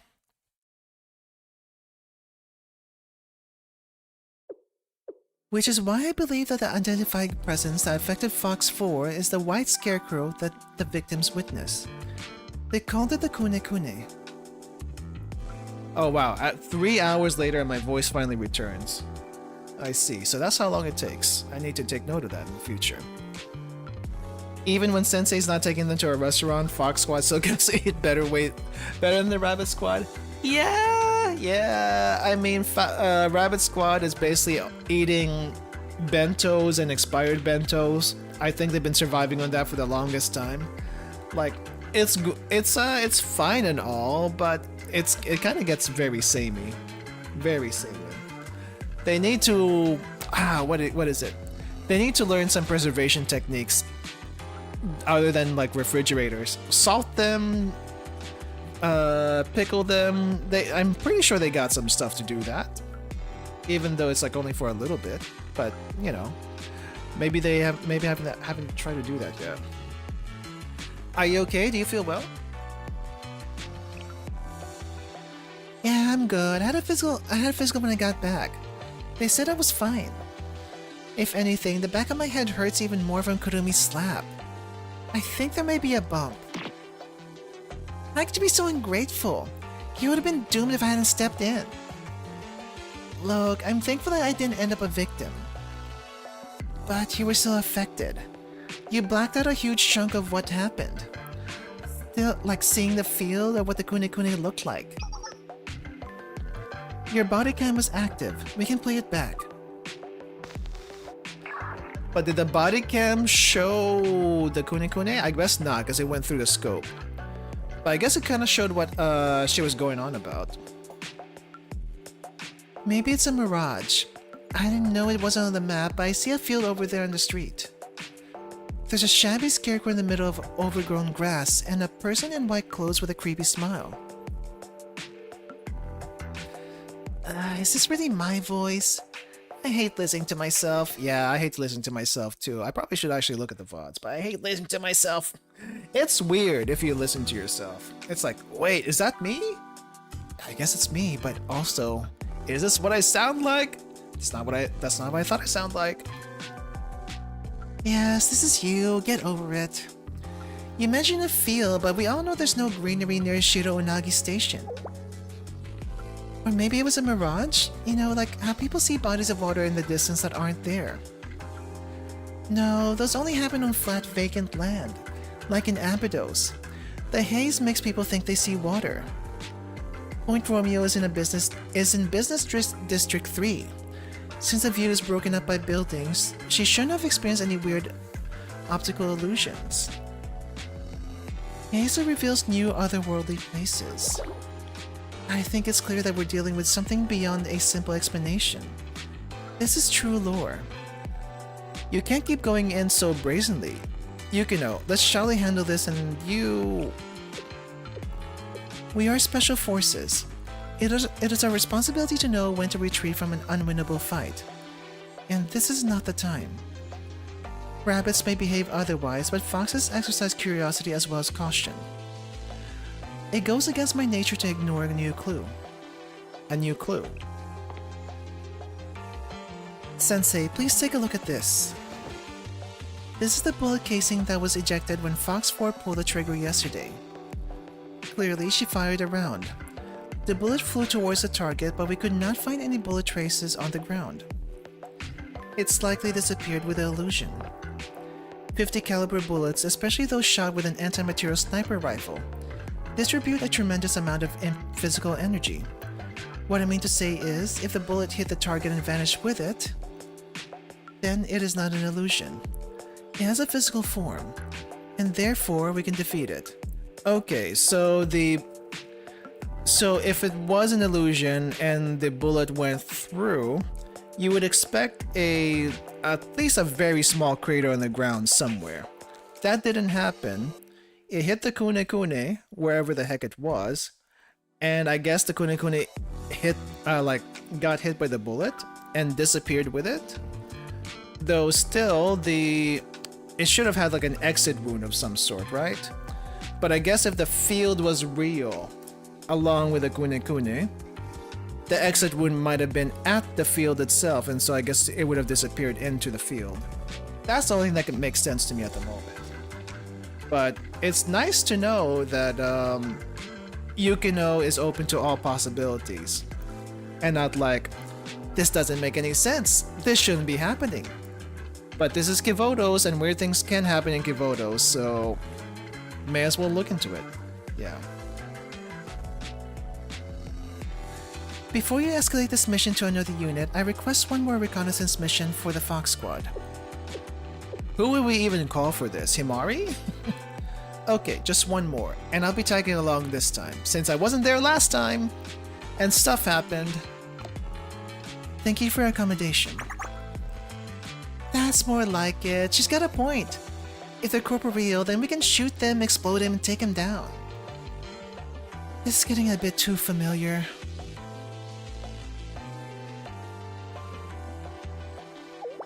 So where are we going? Point Romeo again? Well, I agree that Point Romeo would be best if we sought to replicate the situation. We're hoping for a confrontation. We need a better location. Why? Consider the following. If we start sniping from afar at an enemy that no one else can see, then civilians would panic. Additionally, there are too many potential casualties in the business district. Yeah, good point. We don't need someone calling Valkyrie on us while we're fighting the Kune. That would be unfortunate. Well, if you need help with PR, leave it to me. I'll take responsibility for everything. And add more weird rumors? Sure. Denied. We will change the location. No matter the mission, we must minimize any civilian harm. If anyone got caught in the crossfire, that would be on us. Besides, we're not officially pardoned yet. If you intervene, Sensei, the General Student Council President would be in a bind. If you say so, Yukino. But where do you go, even? First, let's see if we can observe the haze in a controlled, confined space. Let's look for secluded area. We'll need extreme airflow with a temperature variance. Got it, I'll check the map. And I have one more concern. How should we approach this? We cannot use our usual method now that we're all aware of the Kune. Our usual method? The Kune put Otoge in a trance. All because she looked at it. She wasn't listening to us. No matter how chaotic the battle may become, we cannot coordinate if we cannot communicate with each other. What if we need to retreat? What if we break into pairs? One person observes and the other pulls the trigger. Denied. We are starting from a point of failure. We don't want anyone getting entranced by the Kune. In a worst case scenario, all four of us will be incapacitated. And how about some protective eyewear? I don't know if that's gonna help. Protective eyewear? Against something that can basically charm you? Yeah, I don't know. Probably not in this case. It could help, but Otoge watched through scope, not with a naked eye, and she still was impacted. Glass or mirrors may not be enough. This is troubling. How are we supposed to look at what we're not... What? How are we supposed to not look at what we're fighting? I guess it's time to call a psychic? How about the local medium? Who do we know? Ah, so we need to see the enemy while looking directly at them, right? What if we use these? Use what? Use what? Are we using mirrors? Are we doing Odyssey tricks again? Do you think it'll actually work? I mean, a mirror is still observing them indirectly, but does it work the same way? I don't know. Okay. Into the darkness, into darkness. It's hot and dark. Sorry for the trouble, Sensei. We're operating under restricted lighting for this mission. We must maintain a blackout environment. While we would have liked to lend you night vision goggles, we don't have any spares. It's okay, I can still see a little. So, where are we? This is the underground passage that leads to Shiro Unagi Station's HVAC room. It's muggy because this is a sort of a ventilation passage. It's meant to dissipate heat from the nearby buildings. Most importantly, it should be a good lure. I'll survive the heat. You all have it much worse. How will the Kunekune show up here? I thought it only came out on clear days. That's very understandable. However, after poring through the incident records, I theorize that perhaps the weather isn't a vital factor. After all, during our last mission, we observed something odd. Fox 4 saw the haze, then the Kunekune, and was impacted. Fox 3, who did not see the haze, turned out to be fine. If the Kunekune legend was intended to warn people against heat-related illnesses, then we should be able to find it as long as the area is hot and heat-related haze is observed. And most importantly, this location is far away from any civilians. Okay, I guess I can kind of understand it in theory, but is it actually gonna show up here? That's reassuring. By the way, Yukino, I could be imagining it, but you seem very concerned about civilian impact. I guess she's very concerned about it considering what happened last time. Last time when she was with, Kaya anyway. Perhaps. I do not want to inconvenience innocent people. In SRT, we're trained to avoid decisions that could put citizens at risk. Every mission has consequences and collateral damage after all. And SRT consists of special units responsible for the safety of the citizens of Givotos. If we cannot guarantee the safety of citizens, then there is no point to our work. If you let them go now, they'll come back and it'll be even worse. You want that on your conscience? It's your responsibility. We've inconvenienced the civilians enough. We've failed our duties and must not increase our debt to the citizens. You're just a kid, a coward. You don't have the guts to own up to what you did. Okay, what happened before is really eating her up. And this was before the whole Kaya incident. Even if we think we have a noble cause. I thought I heard something strange. Do you mean the static just now? Very well, but no matter what, your safety comes first. I will keep that in mind. This is Fox 2. I've arrived at Point Charlie. The current temperature is 34 degrees Celsius. I can't see clearly because it's dark, but I feel the haze rising above the HVAC pipes. Confirmed. Everyone, get your gear on. Do not look at the haze without protection. Oh, I see. So they're in the dark so that they can observe the haze with night vision glasses? I guess it's not quite the same as looking at it directly through glass, but is that gonna work? Looking at like a thermal imaging? Could this gear you mentioned yesterday be... Night vision goggles. We don't know how the Kunekune enchants people, but we figure the principle might be similar to my flash shield. It overwhelms the optic nerve. Okay, but don't night vision goggles also get whited out by flashbangs? We'll take what we can get. Night vision goggles are digital. They have limiters, so if they detect a harmful amount of light, they automatically shut off. But you're so sure it will be fine? The goggles will keep us from being enthralled by the Kunekune? Someone has to be brave enough to try it. It might as well be us. Oh, funny. Maybe we should have been called the Canary Squad instead. How about the Guinea Pig? How about Guinea Pig? Canary Squad, Guinea Pig Squad? I'm still waiting for Duck Squad. Because I feel like Duck Squad is gonna be with Odyssey. Maybe this is why Yukino wasn't added to Gacha yet. Next on those Yukino redemption arc will be peak. Yeah, maybe at the end. Maybe not the end, or maybe somewhere close to the end of lore. It could be a while though. But they've been pumping up a bunch of story this year. Because we got lore, we got main story 2, and we also have, what else did we get? We also have Gehenna, and we also have now Odyssey. It's kind of ridiculous. I feel like they're like pumping all this out to make up for lost time, or something else. I'm not quite sure. But it's nice to see regardless. No, I'm ecstatic. Awaiting orders. Let's secure an entry point.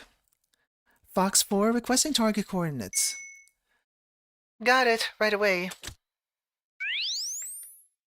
Oh, we actually do get to see the night vision. I see. Confirming heat source at bearing 085 from Point Romeo. Does anyone know how to read these bearing numbers? I'm kind of curious. Multiple hazes clocked above the HVAC piping. Coordinates are... What? Adjust your distance scaling. The target should be way further away. Same rate as Act 1 in the first volumes? I see. Sounds about right. Fox 2 standing by. I'm seeing a grass field that can possibly exist in the HVAC room. And beyond the field, I can confirm irregular swaying.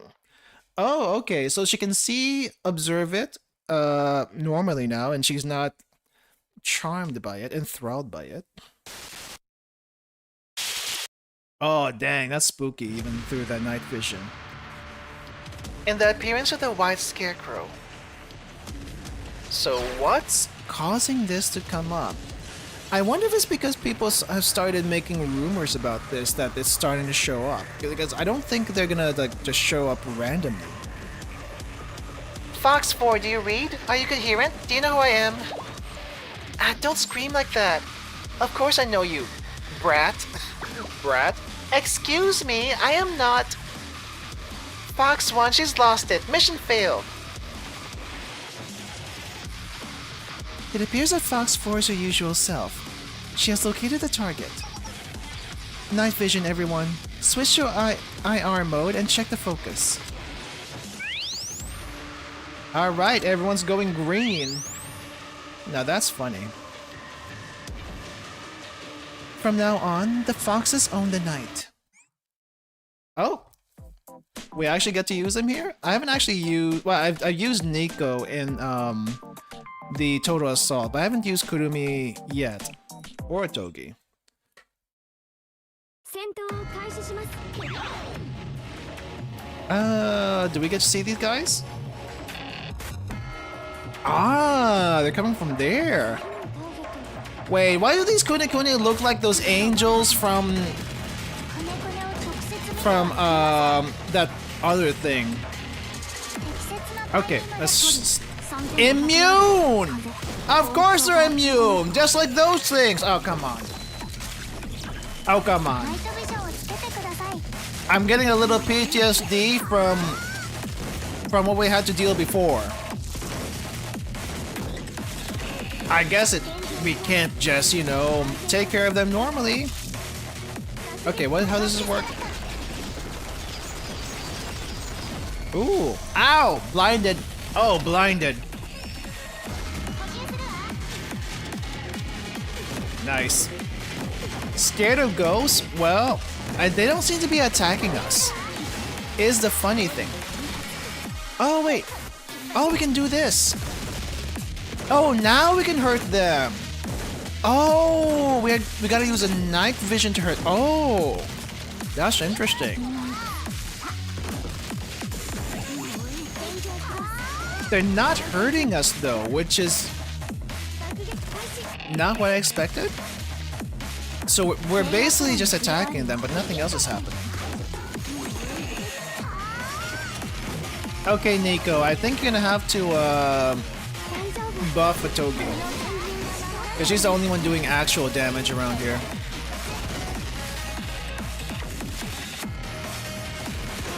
Okay, so we don't need to use Kurumi's stuff, but we do need to snipe them.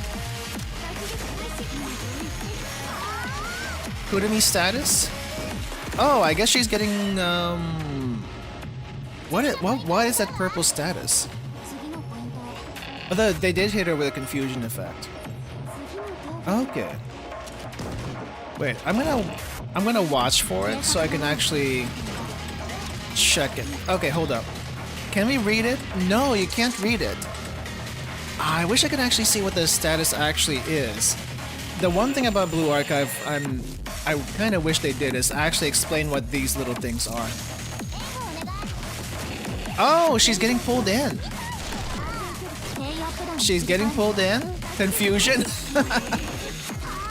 Exclamation point, question mark? Is she shooting? I don't think she's shooting. But she is definitely confused. I guess I should be using the Nico on her. But this thing is like so slow. And these things, it's probably gonna die before I get the chance to do so. Oh, is this the same as Kurokage?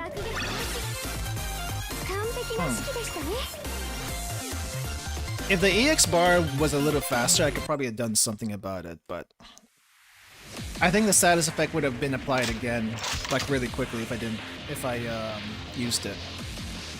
Site A clear. Site B clear.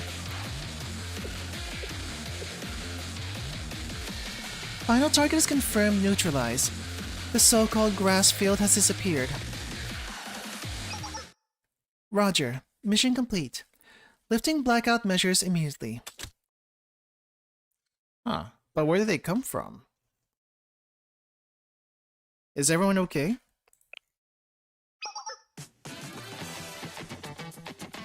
I don't see a single scratch. How about you, Sensei? Oh, I was just giving orders. I'm perfectly fine.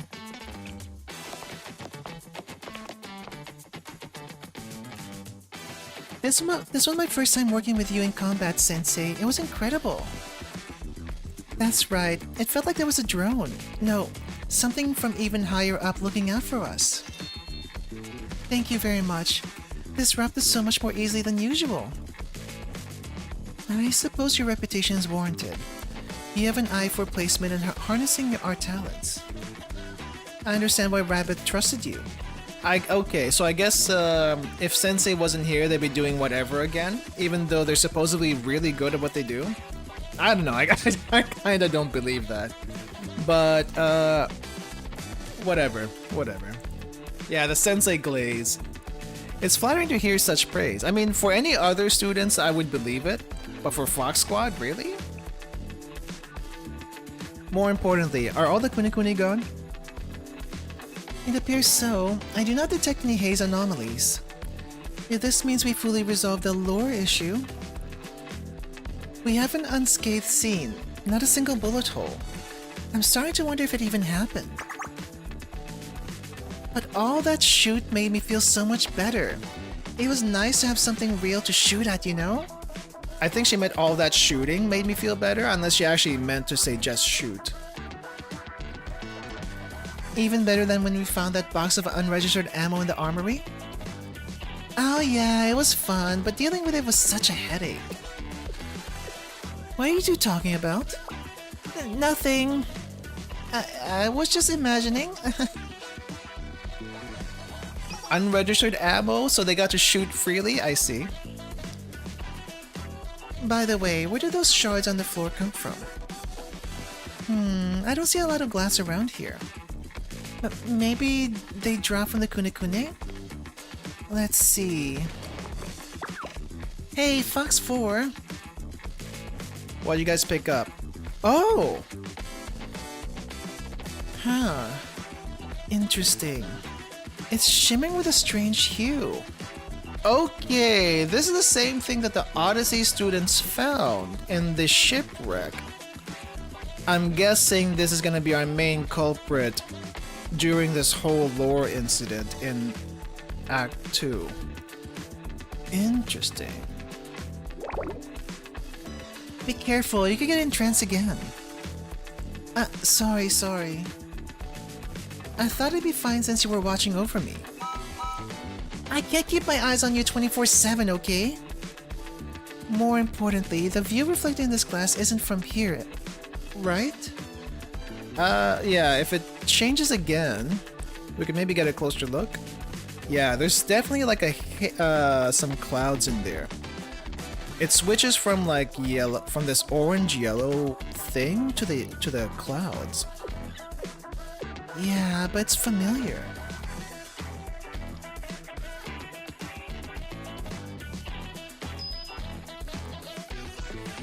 It's that grass field, the one the Kuna Kuna inhabits. I guess it's alright, we can look at it safely. Sure, but it's creeping me out. What's going on with the colors? A glass shard reflecting another world. This seems uncanny. This is clearly no ordinary shard. Doesn't the General Student Council President also collect things like this? What, do you think we should bring it to her? This shard. Sensei, have you seen this? It's not a pyroxene. Is something wrong, Sensei?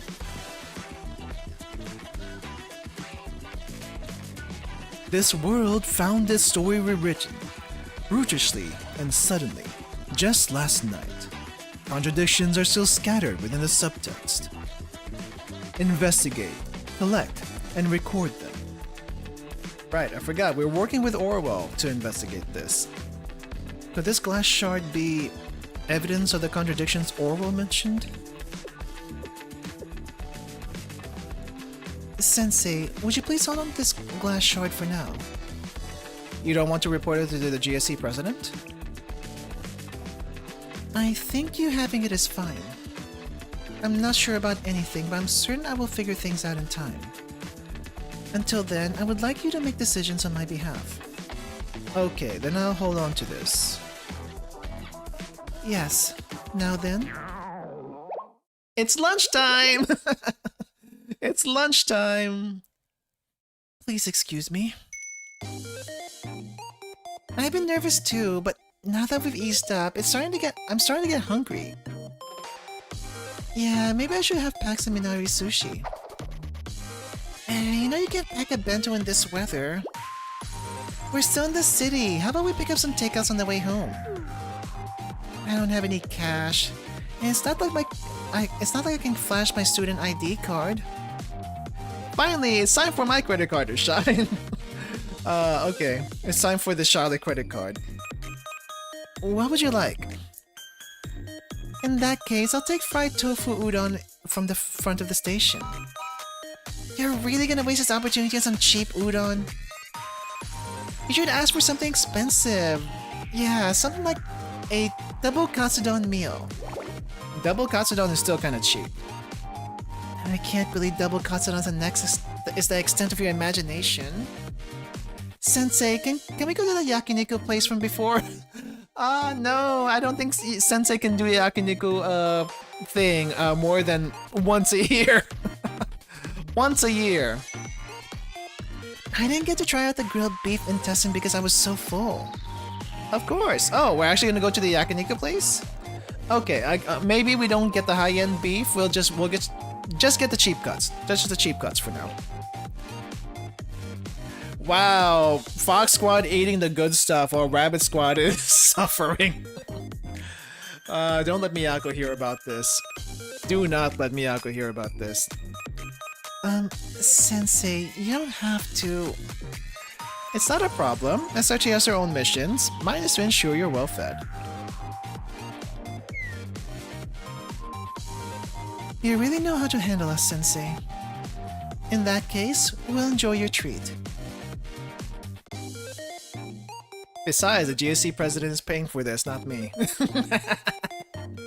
We returned to the yakiniku restaurant and celebrated a successful mission. Oh, wait. I thought I was clicking it. I mean, I guess like, the occasional yakiniku isn't too bad, but you're paying for what? How many people? 1, 2, 5 people? That's a lot. That can get expensive. And we're back with her. Good news, Squad Leader Yukino. Victims of the White Scarecrow, also known as the Kunekune, have started waking up. Besides complaints of mild muscle soreness, most appear to be in good health. The hospital stated that they do not know why the patient's conditions had suddenly improved, but I suspect it is because your Fox Squad successfully resolved the anomalies, correct? Oh, wow. What, just taking care of like 7 Kunekune was enough to treat all of them? That's interesting. President, do you fully trust everything written in our report? Wasn't it written by you, Squad Leader Yukino? Additionally, Shaolin Sensei vouched for it. So, there's no reason not to trust it. As I stated in the report, we were honestly not sure what we were fighting during the mission. Our lower enemies were enigmas with neither clear causes nor clear weaknesses. We simply tried everything we could. Fortunately, we stumbled upon a workable solution. But your attempt at a solution saved countless people. That's not important. No, I'm sorry. I don't mean to imply that I don't care about people. Many mysterious things happen in Kivotos. But to have this number of casualties... People will rightfully want answers. They'll want to know what caused these people to fall ill and why. They'll assign blame and even... turn their sights on you.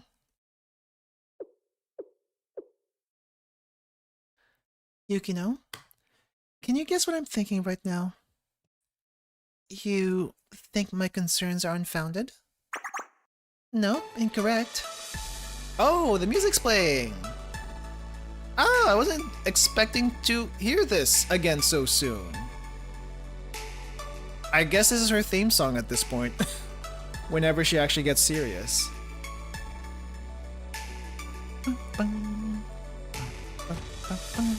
I do like this one though. I do like this one.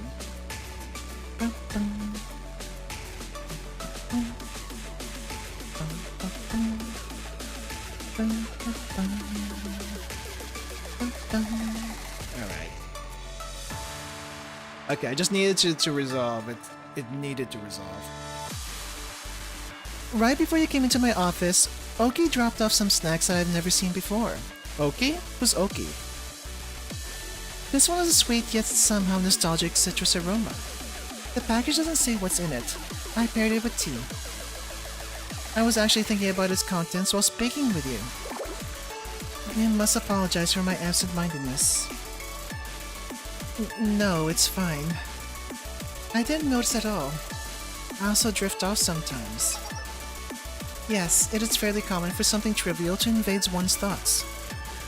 Children so easily confess things like this, but it is rare among people like us, isn't it? No one wants to be perceived as rude or strange after all. Ultimately, one doesn't gain much through so openly revealing their feelings. People are wont to hide their emotions to preserve their relationships. Ultimately, that's what makes it so hard for one person to understand another. Conflicts are inevitable.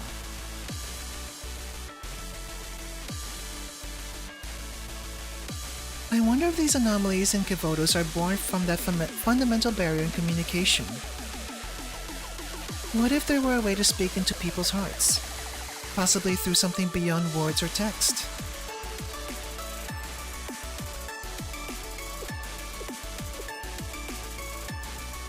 I don't understand. Are you suggesting that the Kunekune was delivering a message? Well, they weren't fighting back. They just gave you status effects, but they weren't fighting back. You know it did, Squad Leader Yukino.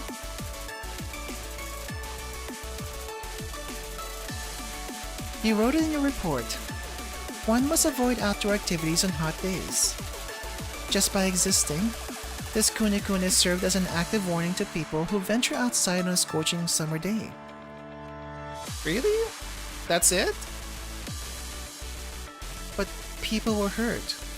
Are you saying that the message was worthwhile? In a way, yes. Squad leader Yukino, I still have some of the snacks I mentioned earlier. Would you like some? If we try this treat and consider its ingredients together, perhaps we will be able to understand each other better. She's trying to reconnect with people. Kinda nice. Oh! This is new! This background music's new.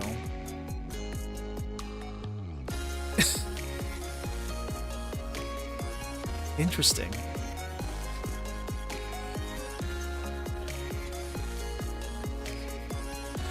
I'm getting a little bit of Usagi Flap feeling with this. I don't know why.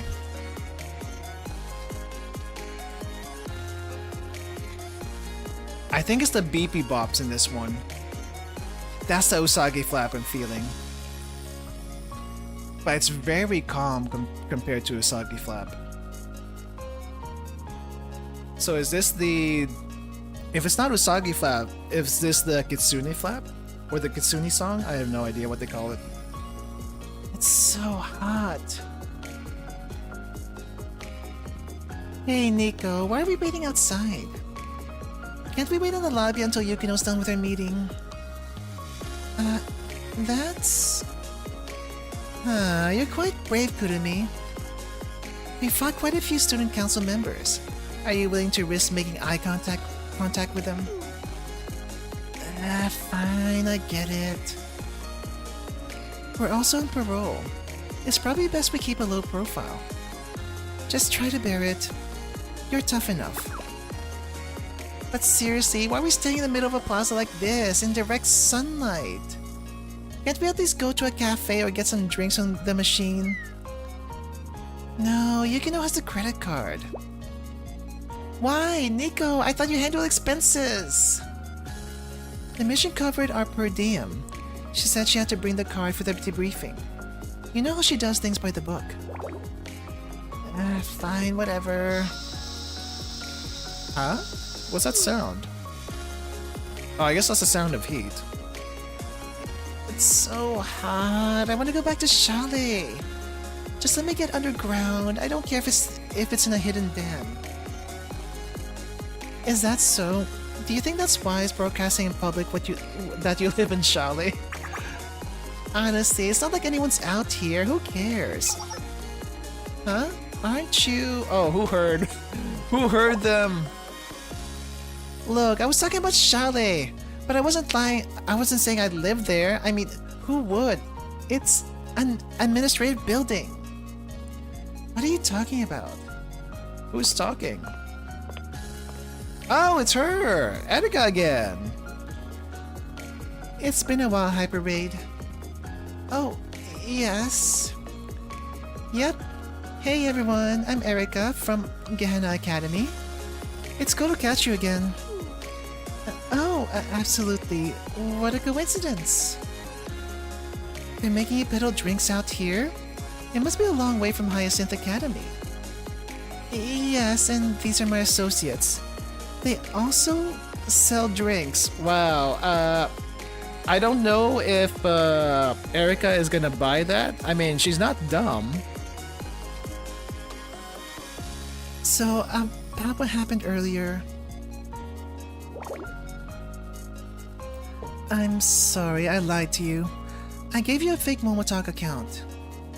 I know, I checked on it and you were gone. And then I learned that Hyperate didn't exist. Hirara was shaken up. She thought I talked to an electrolyte-fueled ghost. But it looks like you're alive, so that's a relief. I'm sorry. Nah, there's nothing to be sorry about. We all have our secrets. I just happened to catch you on a day that you were hiding something. Aren't you upset? Not really. It was no skin off my nose, honestly, meaning it was fun. I kept thinking, who was that girl? And why was she giving out non-existent drinks? And what's the secret recipe?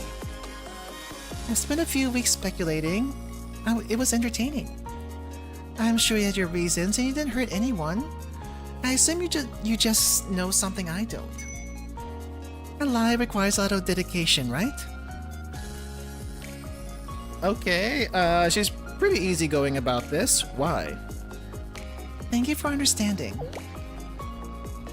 By the way, if you're just standing out here, how about we all go to that cafe and hang? They make a mean lemonade. The thing is, we forgot our wallets. Please, consider it my treat. I need to know one thing, if you don't mind. What should we do, Nico? I think she's on to us. Should I throw a smoke bomb and we make a run for it? You better not.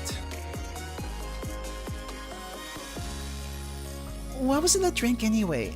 That Hyperade? I wanted my friend to try it, but nothing in the stores comes close. Oh, that's easy. Mix 500 ml of water with a beluga vitamin tablet and... A Togi, stop spilling the beans! She says she wants to buy us drinks. Keep your negotiation power. Oh, you seem like a fun bunch. Let's get to the cafe and out of the sun, huh? Beluga. Beluga tablets. What the heck is a beluga tablet? Yes, you're right.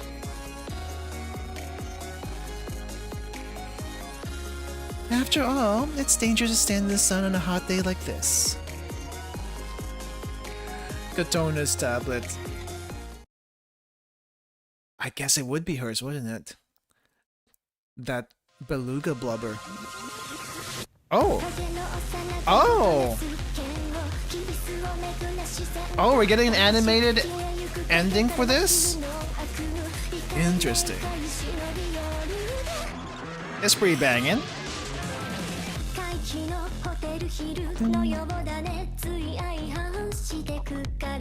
Wow, look how flat she is.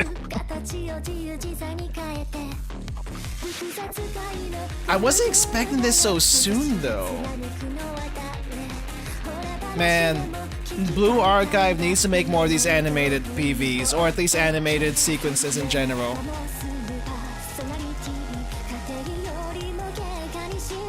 Dang, look how big her ears are, holy crap.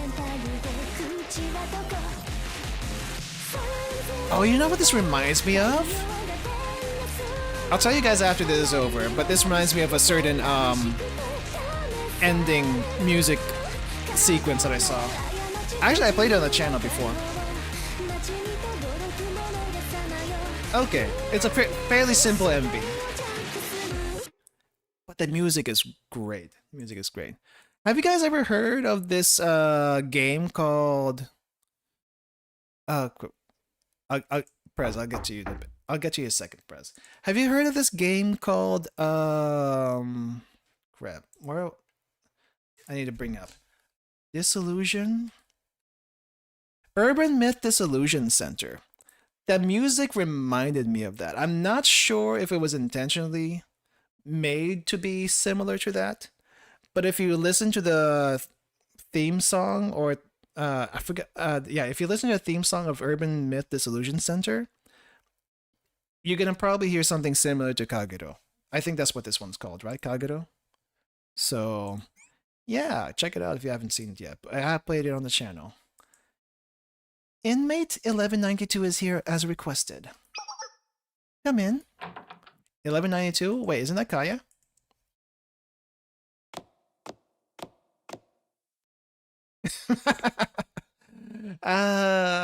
Kaya, are you gonna recognize her? It's been a while, Chief of Defense. No, Shiranui Kaya. That fits you better. You are... I've been fully informed on what happened while I was away. You staged a coup while acting President Nanagami Rin was ousted. While I'm also responsible for causing chaos in Kivotos, your actions almost put an end to the General Student Council. Which is why I wanted to hear your testimony before the trial. Kaya, why did you seek the position of General Student Council President? Do you recognize her, Kaya? Do you? Wait, you. Who are you? That makes 3!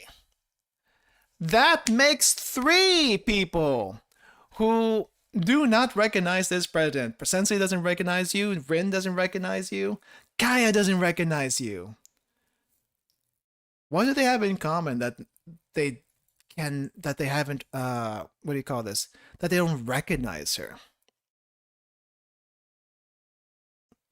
I'm not sure exactly what they have in common at the moment.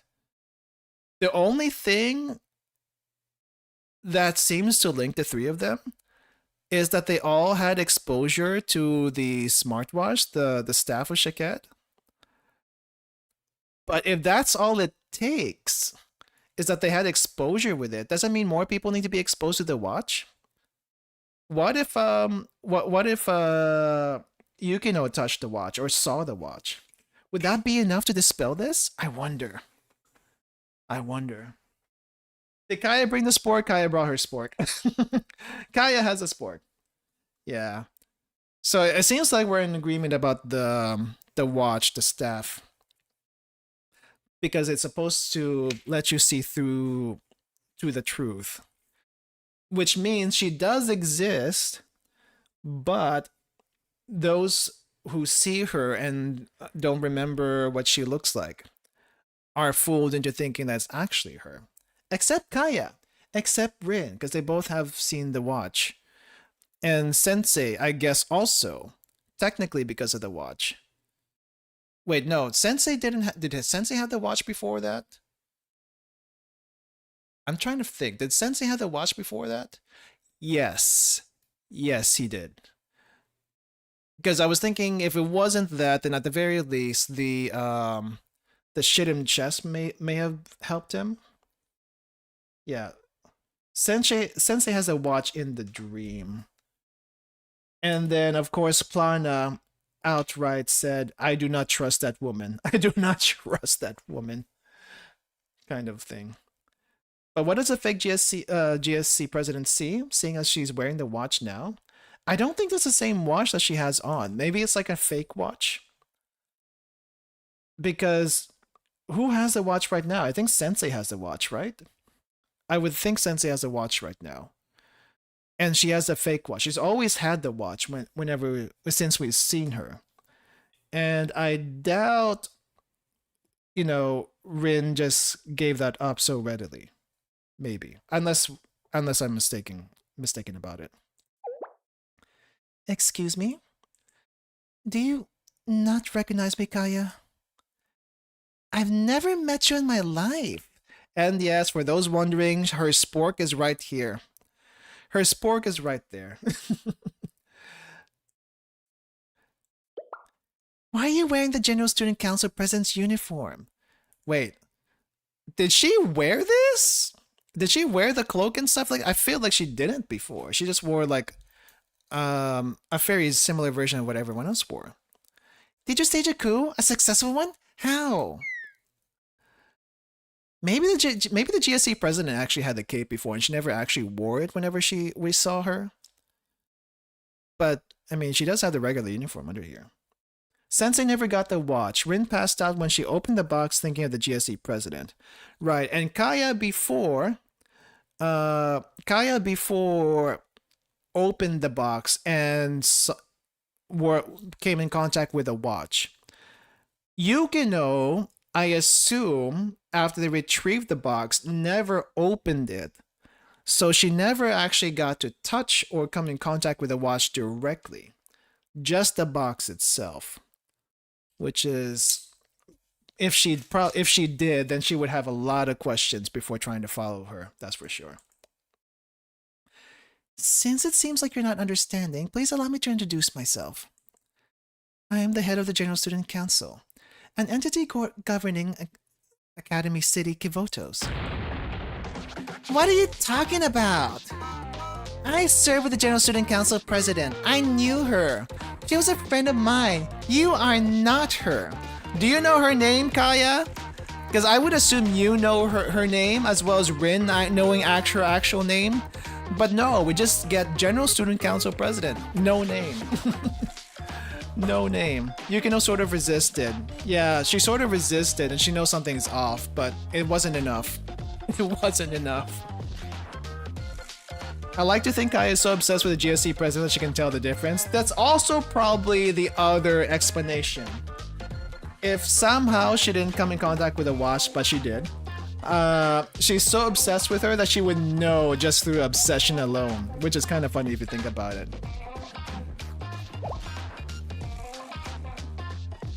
Sure, you have your poise. You're even styled similarly, but you're completely different. The real General Student Council president is more elegant and approachable. She even has a whimsy to her, but that fallibility made her more perfect. How dare you talk to the General Student Council president like that? Oh, what? Did she bribe you? Anyone with eyes could see the difference. When the real General Student Council president comes back, you, Charlie Sensei, and Rin, you'll all... Wait, Sensei here? Is Rin here? No, it's just her, right? Because I think we need to meet with her and tell her, no, she is different, but she's doing everything that she would. So, maybe she's okay for now. Maybe she's okay for now. My apologies, General Student Council President. It appears that she's forgotten herself. She's had a very long sentence after all. Thank you for your service. Kaya and I will meet later, when she's feeling well. And back to prison she goes. I won't fail again! Of course. Of course. And she doesn't know what to make of it. I kind of feel sorry for the blonde GSC president. Do I truly seem so different? You know what? Seeing how the Kune Kune was all a bunch of like those yellow crystals, I have a feeling that she's also a yellow crystal. It'll be kind of sad if she just reverts to that though. But anyway, if she's not faking, then she's kind of pitiable. I don't think she's faking. I don't think the blonde GSC president is faking, because by the end of that, did you see that? She thinks that she thinks that what did she say? Does she seem that different? She doesn't think she's that different. But I mean she's doing everything right. She's doing everything the GSC president is doing. And I don't think she's, you know, malicious about anything. She just doesn't realize she's not actually the GSC president. That's the thing. That's the thing. So I feel like it's going to be a little bit of a dramatic irony when the time finally comes that she realizes she might not be real. Or maybe, you know, the GSC president actually is there, but she looks different to everyone else. There's also that possibility. I don't know. I guess we'll find out at some point. Holy crap, 33 Frulinks? Okay, let's see what we have in the Frulinks. You read up to this point, check for news above. Okay.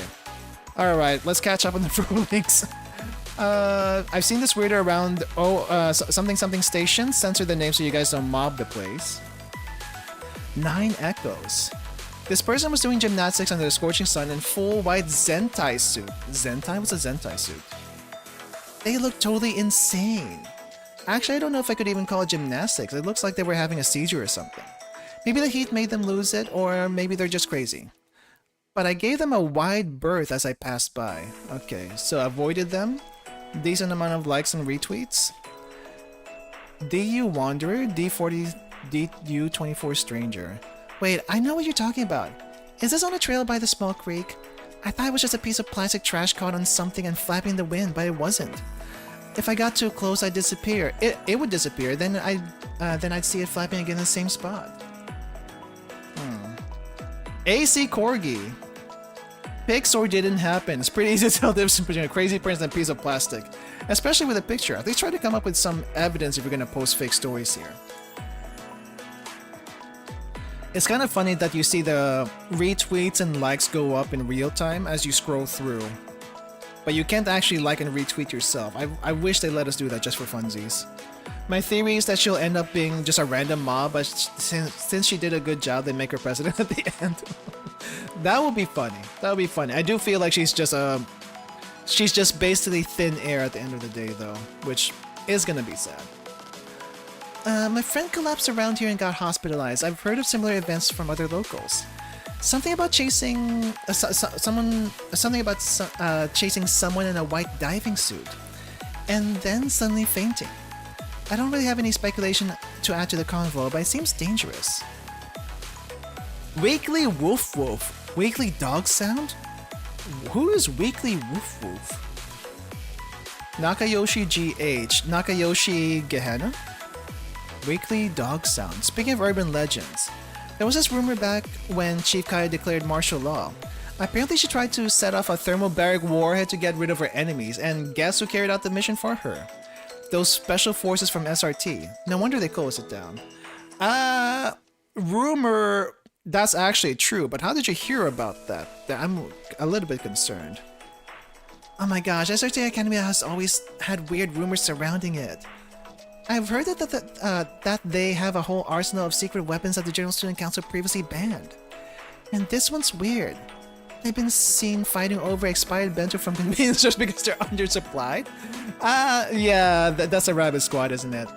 Moyashiru stew. Okay. Firepowerism, anti-infantry, someone's mad? Are you an SRT student or something? Oh wait, these are replies.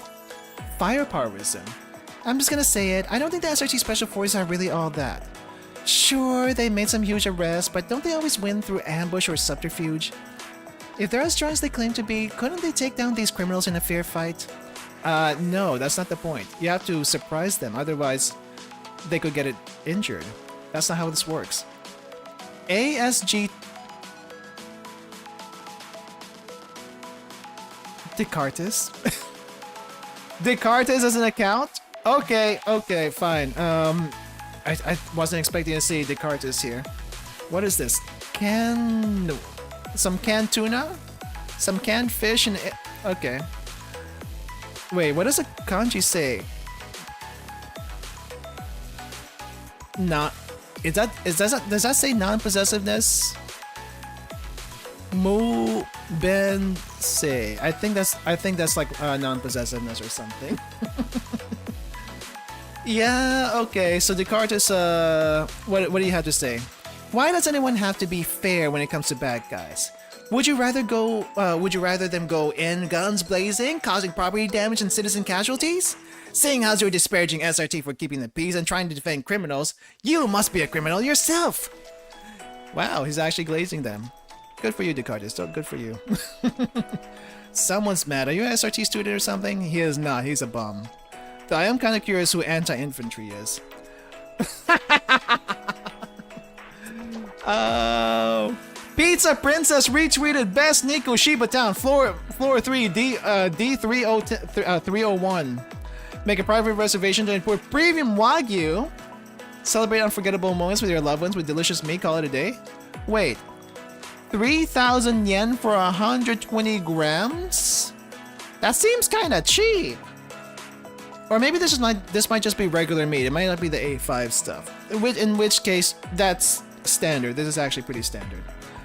But advertisements, is Orwell gonna have something to say about this? Please do not put advertisements in the local lore hub.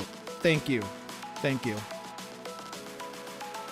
Enter username here. HCANC. Huh? Why is there a Wagyu ad in lore instance? Is this a virus? No. That's just Pizza Princess retweeting stuff. Is this your first time using FruLink? You can repost content from other instances to your local one. You can block them if you want, but I wouldn't. New instances tend to be pretty sparse without them. I see. I still wonder who Pizza Princess is. Someone said it might be Nagi, but someone said also it might be someone else. Oh, the U24 Stranger is back again? Stranger White dancing thingy from earlier. The strange white dancing thingy from earlier. I saw it again. I was hoping I just mistook it for something else last time, but it really was there. I wanted to investigate, but I was even more terrified this time. I also remember the story about how someone passed out, so I couldn't get my legs to move. I think I'm gonna start taking a different route home. But there's nothing here, it's just an empty road. Nightcat, Shadowcat 99? More sightings? I heard the rumor about someone from the Gehenna track and field team collapsing is actually true. Is something really going on? Enigma 37, PPD4. Who is PPD4? From what I heard, someone said that the girl who collapsed is the best runner of the team. So the others cursed her. I mean, yeah, there's no smoke without fire, but it's a bit eh. Why don't you stop talking if you're not involved? It's annoying to see how you're subtly mixing in your own opinions to criticize others under the guise of from what I heard. Okay, I'm not sure what that was about. Nightcat retweeted Gehenna Tracks Club looking for new members. Okay, but why put that here? Gehenna track and field team is looking for a new member to compete in our next marathon. Any Gehenna student who likes running is welcome. Even if you don't like running, any Gehenna student who is used to being chased is also welcome. Yes, any Gehenna student used to being chased by Hina is welcome. So please apply here. Gourmet Research Society, that means you. Possibly also the Hot Springs Club, that means you. Who else? Who else? Maybe not Problem Solver 68. They're way too far. Join the team to train your body and hone your running skills for the next time you're being chased out by the prefect team. Please DM at Gehenna Athletics if you're interested. That's funny. I wonder who Nightcat is though. Lost Raccoon, Mayoi Tanuki. Do you need to get permission or something to enter the Shally building? It looks like there are a lot of people going in and out, but you need an invitation from this sensei person to go? Or can you just show up? It would be nice to at least see you first, I guess.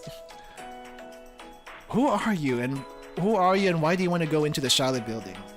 Lots of likes and retweets on that one. I want fried chicken. Kena is secretly training upcoming athletes. Yeah. Fantastic chicken? Darkened chicken? What the heck kind of name is that? Cutest Justice Cracker Fairy? Oh! Oh, Nico is in a different outfit. Wait, why didn't we get to see this in the event? Did anyone go to the Sukiten market around lunch today? There was this really cute girl giving out drinks. Maybe she's like a model doing advertising? I didn't have time to stop and talk to her, but I'm regretting not at least getting a drink. I see. I wish I can enlarge this. Oh, it's so small. We're in Sukiten Market. I'm in front of the Senbei store right now. It's near where that stall that sold fans used to be. Eraser in my head. Memento Amoris? She's super cute. I feel like I've seen her somewhere. Maybe she was a reader model? Like, she's so familiar. Very long ears. Very big ears. Weather notification bot. Okay. Enjoy clear weather in DU today. High will be 30 with a low of 20. Please take precautions during outdoor activities to avoid heat stroke. You know what? I know someone said that this gets updated as you go through the story. I don't know how many people would actually go back and forth to Fruelink and the story to, you know, see what happens as time goes on. Though I guess it would be interesting. Though it's a lot easier to like just see everything, connect the dots later. Free spirit, free girls. What? So hot? It's so hot that I wish I could go back. I could go to school buck naked. Hanako, is that you? Hanako, is that you? That's probably not Hanako, but it sounds like Hanako. Nakayoshi GH again? I don't know if anyone remembers, but I made a post about a friend who saw something weird and ended up passing out. Fortunately, I got a call from the hospital saying she finally woke up. I still don't know what caused it, but I'm glad to hear that my friend's okay at least.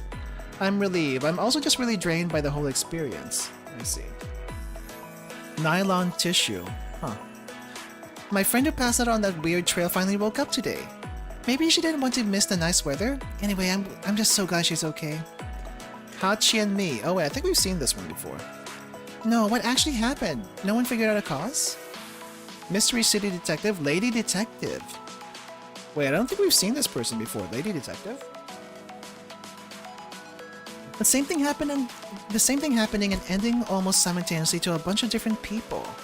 Something's fishy. Same with the track and field team incident. Could it be someone trying to fulfill a grudge?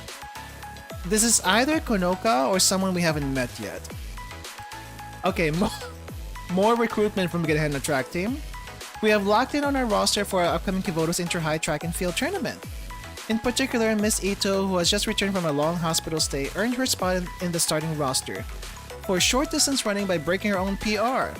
Previous record. Please look forward to seeing Gehenna students completing the Kivoto's Inter-High. I wonder if we'll see this Miss Ito anytime soon. Stomp Tomp Xenon's Turtle. I went to the place you mentioned and searched for ages, but there was nothing there. I really want to see this white monster firsthand, but I think we're all being duped. Concrete Pudding. The names of these people. Concrete Pudding?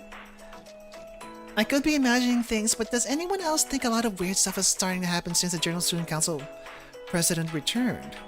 Like missing students, mysterious sightings, and inexplicable experiences. I'm not trying to say anything against the General Student Council president or anything, but it just feels like something's changed, and not in a good way. Today's diary, Curious Life. Oh, this is the last one. This instance is boring. That white screaming thing was probably just people getting heat stroke. And I haven't seen a single verifiable ghost story. I was really expecting more. Someone DM me if something new and actually interesting gets posted. Well, I did hear we're getting a giant crab eventually. So I'm guessing we'll get more about the giant crab in the Fruitling in the future. I don't think we have time to do the mini story. The mini story that I still haven't gotten around to, the Corrections Bureau one. We'll try to do that next week if there's no main story happening. Does anyone know if we're getting like part 2 of the prologue, or I guess the next chapter in Lore Pursuit? Takes like 5 minutes. Maybe it takes 5 minutes reading it by yourself, but I read things aloud, so it takes a little bit longer than 5 minutes. It takes 5 minutes to get through like 5 lines, usually.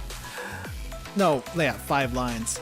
But we'll, depending what happens next week, we might do the Fox Squad Momo Talks and then also this. But we'll see, because I haven't seen any announcements of what's coming up next yet. I did mention I wanted to show a...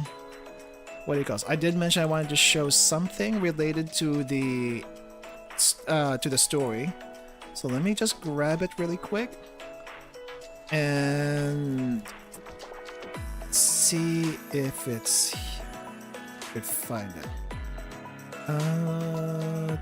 Where is it? Where is it? Oh, maybe it's all the way down here. The ordering is weird. It is this one. Here we go. Next week is the Prey Ball rerun. Part 2 is still in 3-ish weeks from now. Okay, so we probably are going to do... We're probably going to do some Momo Talks and catch up on mini story stuff, because I've been meaning to do that. So in today's Blue Archive main story, we had the Kune Kune and the General Student Council president asking Fox Squad to check out some stuff. This is a webcomic that is, I guess, not super related, but we'll go through it really quick. But it's a new commission from the GSE president, and it's about a photo in an envelope. Does anyone recognize this photo? If you recognize this photo, You are free to tell me what you think this is about. But it just looks like a guy in the mountains. I guess doing some hiking, I guess. But apparently, this is SCP related. I know nothing about SCP. I know nothing about SCP. But this one apparently is... yeah, it's definitely related. Not the shy guy photo. I don't see anything weird about the photo. Do you see anything weird about the photo? I don't see anything weird about the photo. I don't see anything weird about the photo. Is there anything weird about the photo? Is there anything about the photo? I don't know. I don't know. It's just pixels. It's just pixels, guys. I don't know if I see anything about the photo. I don't see anything. Anyway, I think that's it. I think that's it for the stream today. Thank you all for joining me. Thank you for watching. Yeah, this was an interesting story. I'm guessing we're gonna be getting more lore stuff. What? There's the crab. Right, I forgot about the crab. So we're going to be getting the crab eventually, and also we're going to get the next part of... When you say part 2 though, is it part 2 of Lore Pursuit? Or is it part 2 of... or is it chapter 2 of the main story? Fox Squad is deep fried. I'm sure they can handle it. I'm sure they can handle it. Whatever the heck it is. I don't know. But yeah. I thought I'd share that little bit. If you want to read it yourself, I guess I'll credit the... I don't know if I'll find it. I don't know if I can find the original link for that, but I'll probably link it in the description after the stream is over. That way there's a record. Okay, let me just get the outro for today, and we'll end it there. So not that one, this one. Alright, so a lot of windows. A lot of windows. Okay, so this goes up. And the slider goes here. Okay, so I will be back this weekend. We're going to be doing our second part of, what do you call this? We're going to be doing the second part of the Silent Hill F run, for anyone who's interested in that. But for Blue Archive, we'll continue again next week. So other than that, I will see you all next time. Also check out the BA channel on the Discord. Explanation of the trig crystal from the prologue. Okay, I'll take a look at that. Thank you. But yeah. Yeah, more we'll do our next Blue Archive stream next week, and more Silent Hill F this weekend. I'm not sure it's going to be Friday or Saturday, but probably Friday. We'll see. Anyway, thanks again for joining me, and I'll see you guys all next time. I am going to disappear here. And here we go.